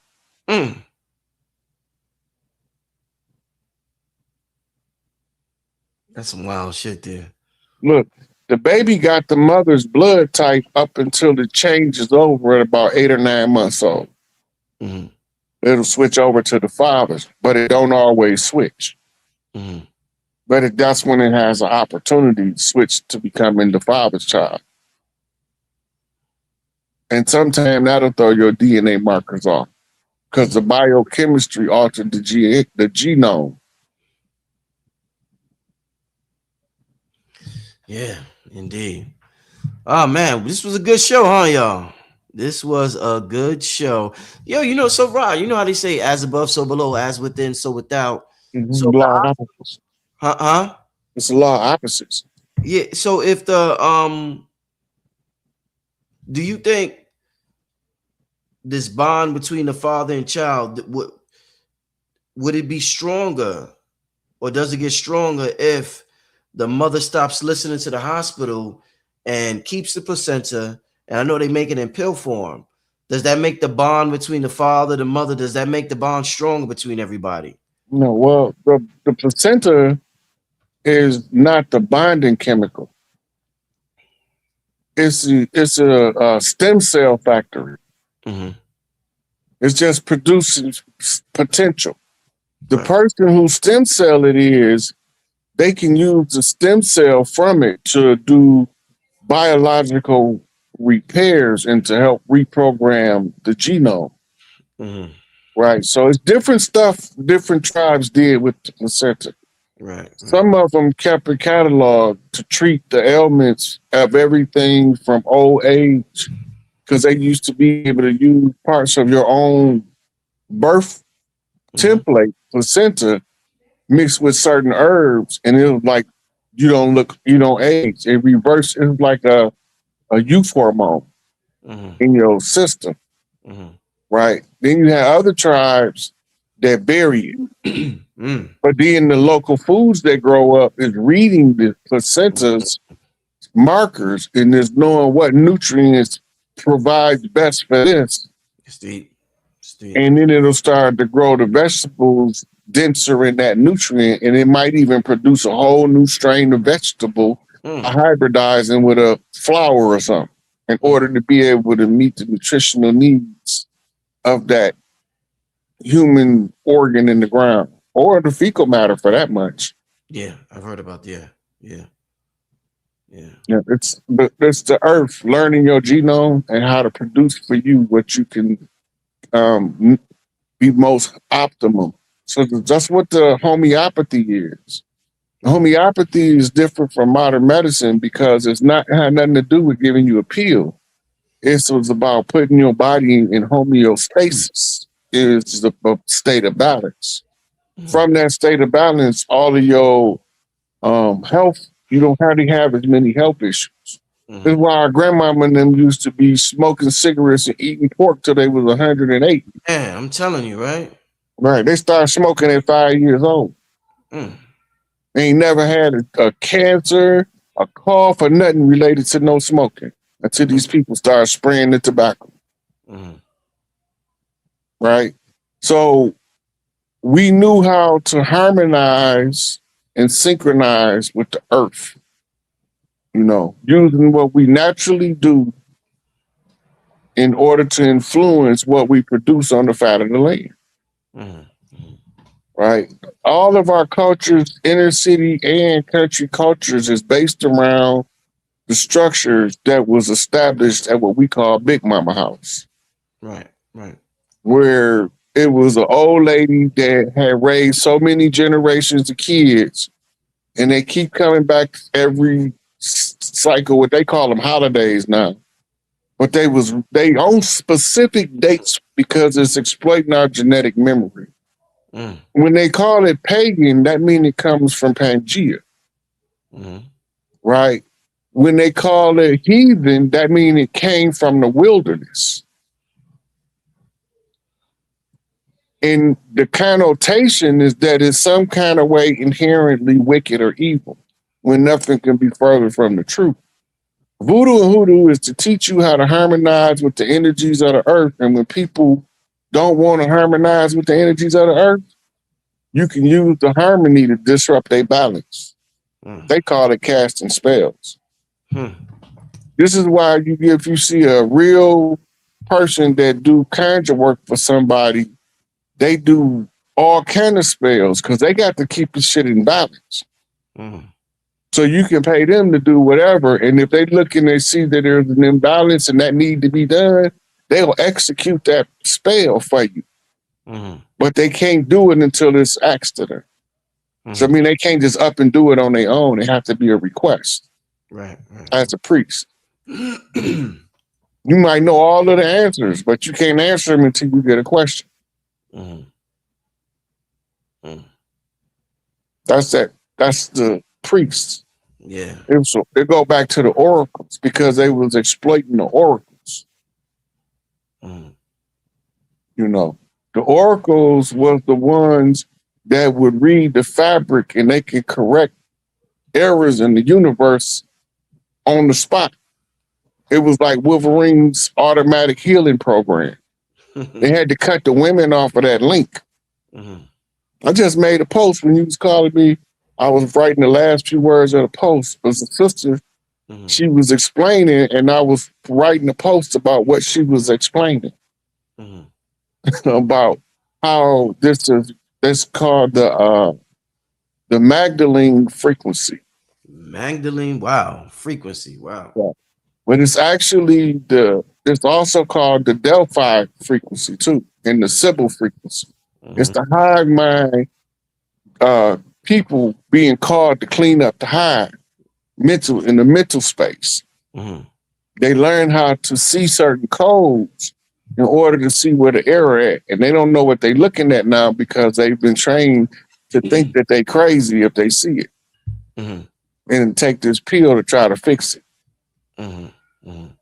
Right. So but the ones that just waking up now, they are seeing it and they putting it into use to determine what it means, and it's like amazing to them. But they've been doing it the whole time. Mm. Mm. Yeah, what a show, man. Rod, I want to thank you once again for coming on the platform, my brother. This is your first time this year on the platform. We had that big show to close out the year last year, 2025. So first time on the show this year, 2026. Any last messages for the family before we get out of here? Just keep your eyes open and don't get emotionally involved in what you see on TV. Oh, I'm telling you. I am As telling you. long as they don't get emotionally involved, we all right. Indeed. All right, my brother, I appreciate you, and I'm gonna be calling you soon because I want to do the another episode of the spiritual therapy on Okay. Patreon. So I'm gonna be calling you soon. Appreciate it, That, Rod. that's seems to be being a hit, Brother Rich. Yeah, yo, I'll be telling the people about it. You better sign up to Patreon. He's on there every month. The people absolutely love it. I love the questions. It's questions that sometimes people would be too embarrassed to ask on YouTube, so they just let it all out on the Patreon. But you got to sign up to my Patreon. Rod Hayes got a monthly thing going right now. It's called Spiritual Therapy, and it's awesome. So yeah, make sure y'all sign up for that. But yo, Rod, I'm gonna talk to you soon, my brother. I appreciate it. All right, all the time, Brother Rich. Yes, sir. All right. Shout out to my brother Rod Hayes. That was a great show. That was a great show. I'm not going to be live tomorrow. I will be back Friday. This was a good week so far. This has been a good week. It's been a good year. I told y'all we was gonna start out good. It's been a good year so far on the channel. But yeah, had a good time. Real good time this show.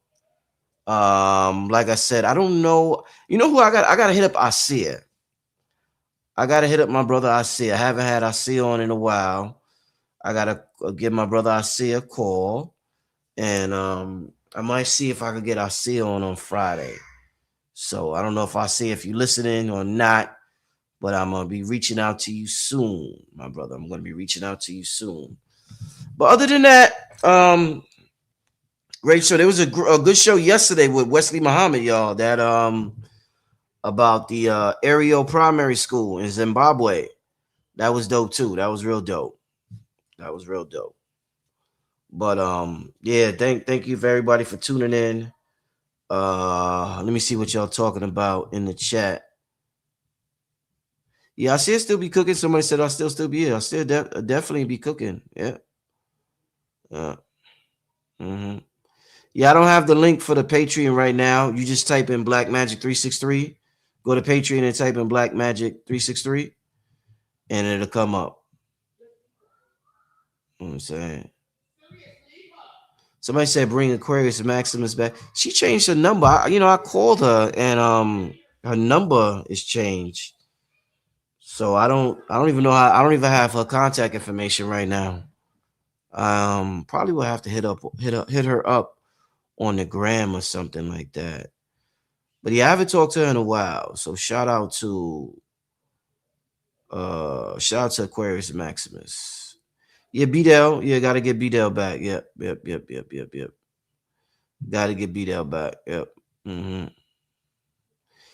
Yeah, I see somebody. I got orders going out tomorrow for the cigars. Tomorrow. Everybody's order should be shipped out by Saturday. But I do have a batch going out tomorrow. I got some envelopes ready. Yeah, I got a batch going out tomorrow. Like I always leave my email. If you want to update, you can always email me and I'll give you an update. I just put my email in the chat. But yeah. Somebody said I got my cigars, Rich. That's what's up. Yeah, that is I've come up. I'm gonna tell y'all that you remember I did a show on channeling. I did a show on channeling last week with Vicky Dillard, brother Yosef, brother named Black Light. Who else? And Yaya 777. When it comes to channeling, cigars are absolutely that might be one of the best technologies out when it comes to channeling. If you want, and like I said, when I say technology, Mother Nature's our technology. So don't get it twisted. When you hear something like cigar, or tobacco, or something like that's technology. Just like music, our music is technology.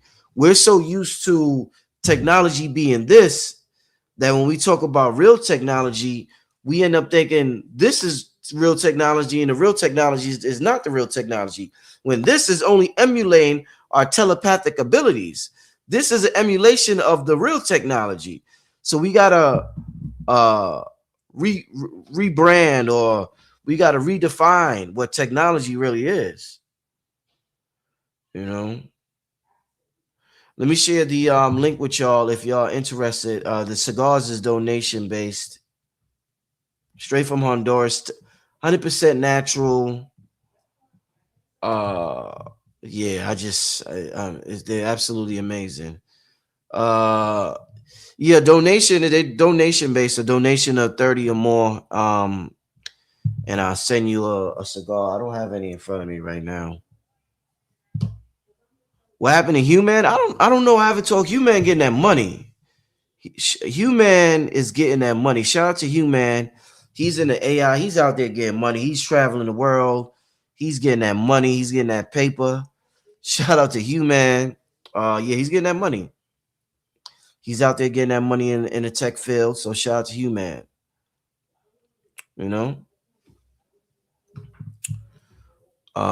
Somebody said, "What's up with Ali Muhammad?" Wow, good question. I don't know. Oh, I haven't seen Ali Muhammad in a while. Probably since I've been in New York. So I never really talked to him a lot. I filmed him a couple of times. Good brother. But yeah, I haven't seen him in years since I've been in New York. So shout out to that brother right there. Dane Calloway was on about 2 months ago. I gotta bring him back on. He had a great show with Top Cats. So I gotta bring Dane back on. Dane Calloway did his thing. He did his thing while he was on here. You know what I'm saying?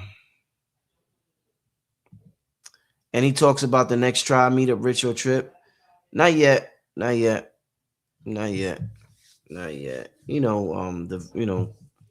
Thinking about things behind the scenes, but Not as of yet. Got something real good in mind. So I'm gonna let y'all know. And it gotta come it gotta be organic, you know what I'm saying? Being in the position that I am, I don't wanna force anything just to force something. So when it comes to me in an organic manner, that's when I present it to y'all. And y'all usually resonate with it because it's not really the reason why y'all resonate when I do an event or something, because it's not really coming from me. I'm just a vessel that is coming through. It's coming through me, you know. So I don't want anything I do where I involve large groups of people. I need it to come. I need the message to come through me, and I know everything's going to be great because it came straight from God. It came straight from Source. It came straight from a higher power. And so I'm just, you know, when I get that message, you know, that's when I get busy. That's when I go to work and I talk to y'all, and the rest be history. Somebody said, "Do you inhale the smoke?" No, you cannot. I've been through this a couple of times. I have before. I wouldn't advise you to, but we've been through this a couple of times on the show. But I would just say for you, no. For you, no. Don't inhale it. I would just say for you or anybody watching, no. That's my advice. No, do not do that. Let me share the link once again for those who are interested in donating for the cigar. That's the link. Let me just spend one more minute with y'all. Yeah, shout out to KT. Yep. KT Food on the 24th. Yep. Shout out to KT. Yeah, shout out to that brother right there. Shout out to KT. He gonna be doing it. He gonna be doing it up in Georgia. He gonna be doing it up. Yeah, the channeling show was fire. Oh yeah. Gotta get Flabrun. Gotta get the sister Flabrun. Gotta get Kaba. Yep. Gotta get Kaba. Gotta get Kaba. Shout out to Zion Lex. I never really listened to Zion Lex his talks, so I don't know too much about him. I know he used to rock hard with Sarnetta back in the day. Shout out to that brother, but I never really I gotta I would have to listen to the brother and see what's up with the brother. But yeah, shout out to him. I know he be rocking hard with Sarnetta from back in the day. I did say I want to get this brother Darius right up on here. Yep, I did say that. Phil,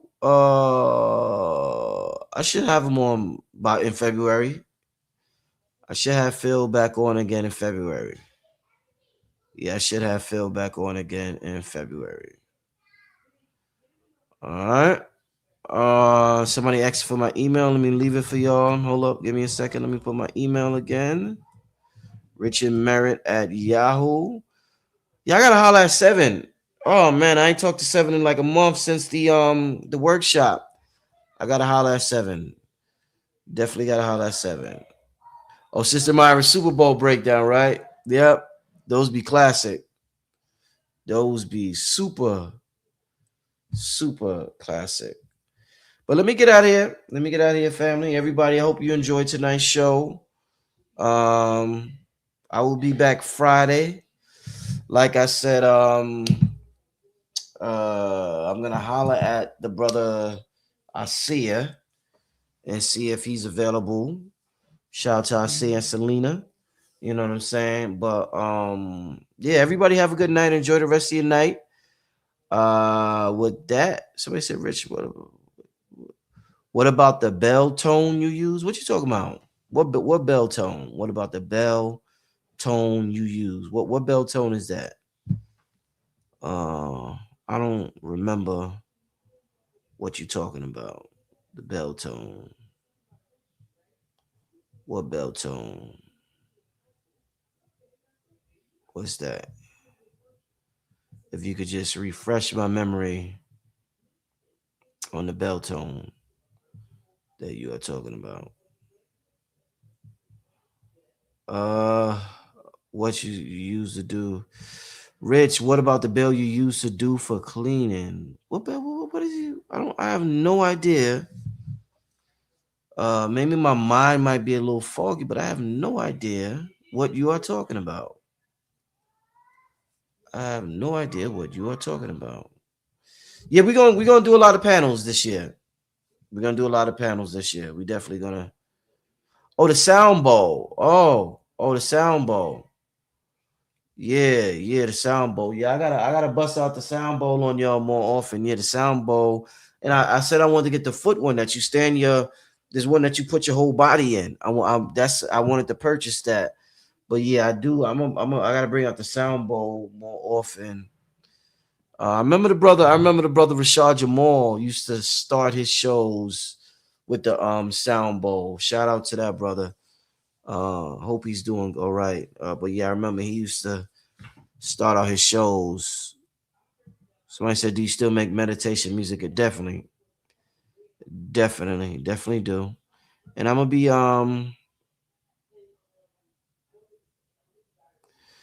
gonna be coming out with a lot new I got a lot of music is coming out this year. So just oh, the baby. New Diamond said the baby 3 Alice too. You got, yeah, the baby. You remember that, huh? New Diamonds. I got it right over there. Yeah, I'm learning. You know, I just got a tutorial on the hand pan. I just got a tutorial on that. Yeah, I just got a tutorial on that. I gotta learn that. I'm learning that. Nah, I got it. I'm learning that. You know, polyrhythms, playing polyrhythms and stuff on it. You know. Uh Somebody said explain cigars as technology. I got a commercial where it's gonna break it down, and I'm gonna do a show. I'm gonna do a couple of shows in a cigar lounge, like with me, Red and Blue, or whoever. Like I'm gonna do a couple of shows in cigar lounges, and we'll talk about it. And it'll be like channeling. It's gonna be dope. It's gonna be some interesting shows this year. It's gonna be some interesting shows, not just um, the live stream like this could get a little boring sometime because it's the same thing. It's the same thing. It's the same thing. So I'm mixing it up a lot this year. Like I told you, I didn't do a lot of mixing it up last year. My daughter would just turned 1 last year.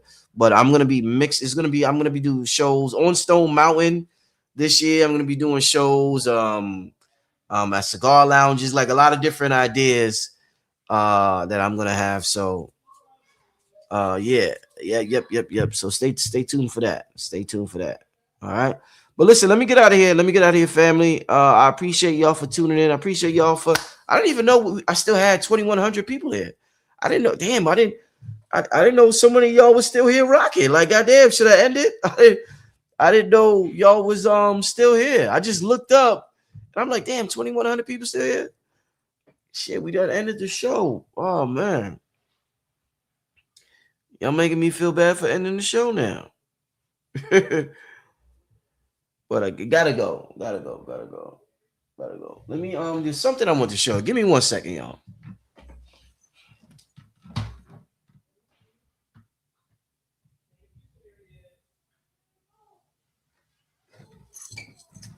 Damn, I don't see it now. I don't see it right now. There's something I want to show y'all. Y'all know I always have these little contraptions.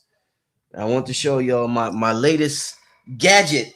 I always have these little gadgets around, but I don't see it. I don't see my gadget. But yeah, I would keep the show going, but I'm a little I got certain things I gotta do. I'll be I incorporate time blocks in my schedule. So by 12 o'clock, I got an hour blocked out from 12 to 1 that I have to do something. I'll keep it to myself. I'll talk about it later on, maybe a year from now, but there's something that I got a time blocked out. And this is how I increase productivity, by blocking out certain times throughout the day to do specific tasks, not multitasking, but just one thing. And this is how you get you become extra creative and productive and things like that. So yeah, I would, but I need a little break after the show, and then I gotta get ready to go into this time block that I got for an hour. But yeah. Appreciate y'all. Let me get out of here. I'm gonna see y'all Friday. All right. Somebody said, "How about having Macabre?" I had a brother, Macabre 13. Damn, I ain't see that brother in a while. Wow. That's another, but I ain't talked to him in a while on Macabre Thursday. Is he still on Instagram?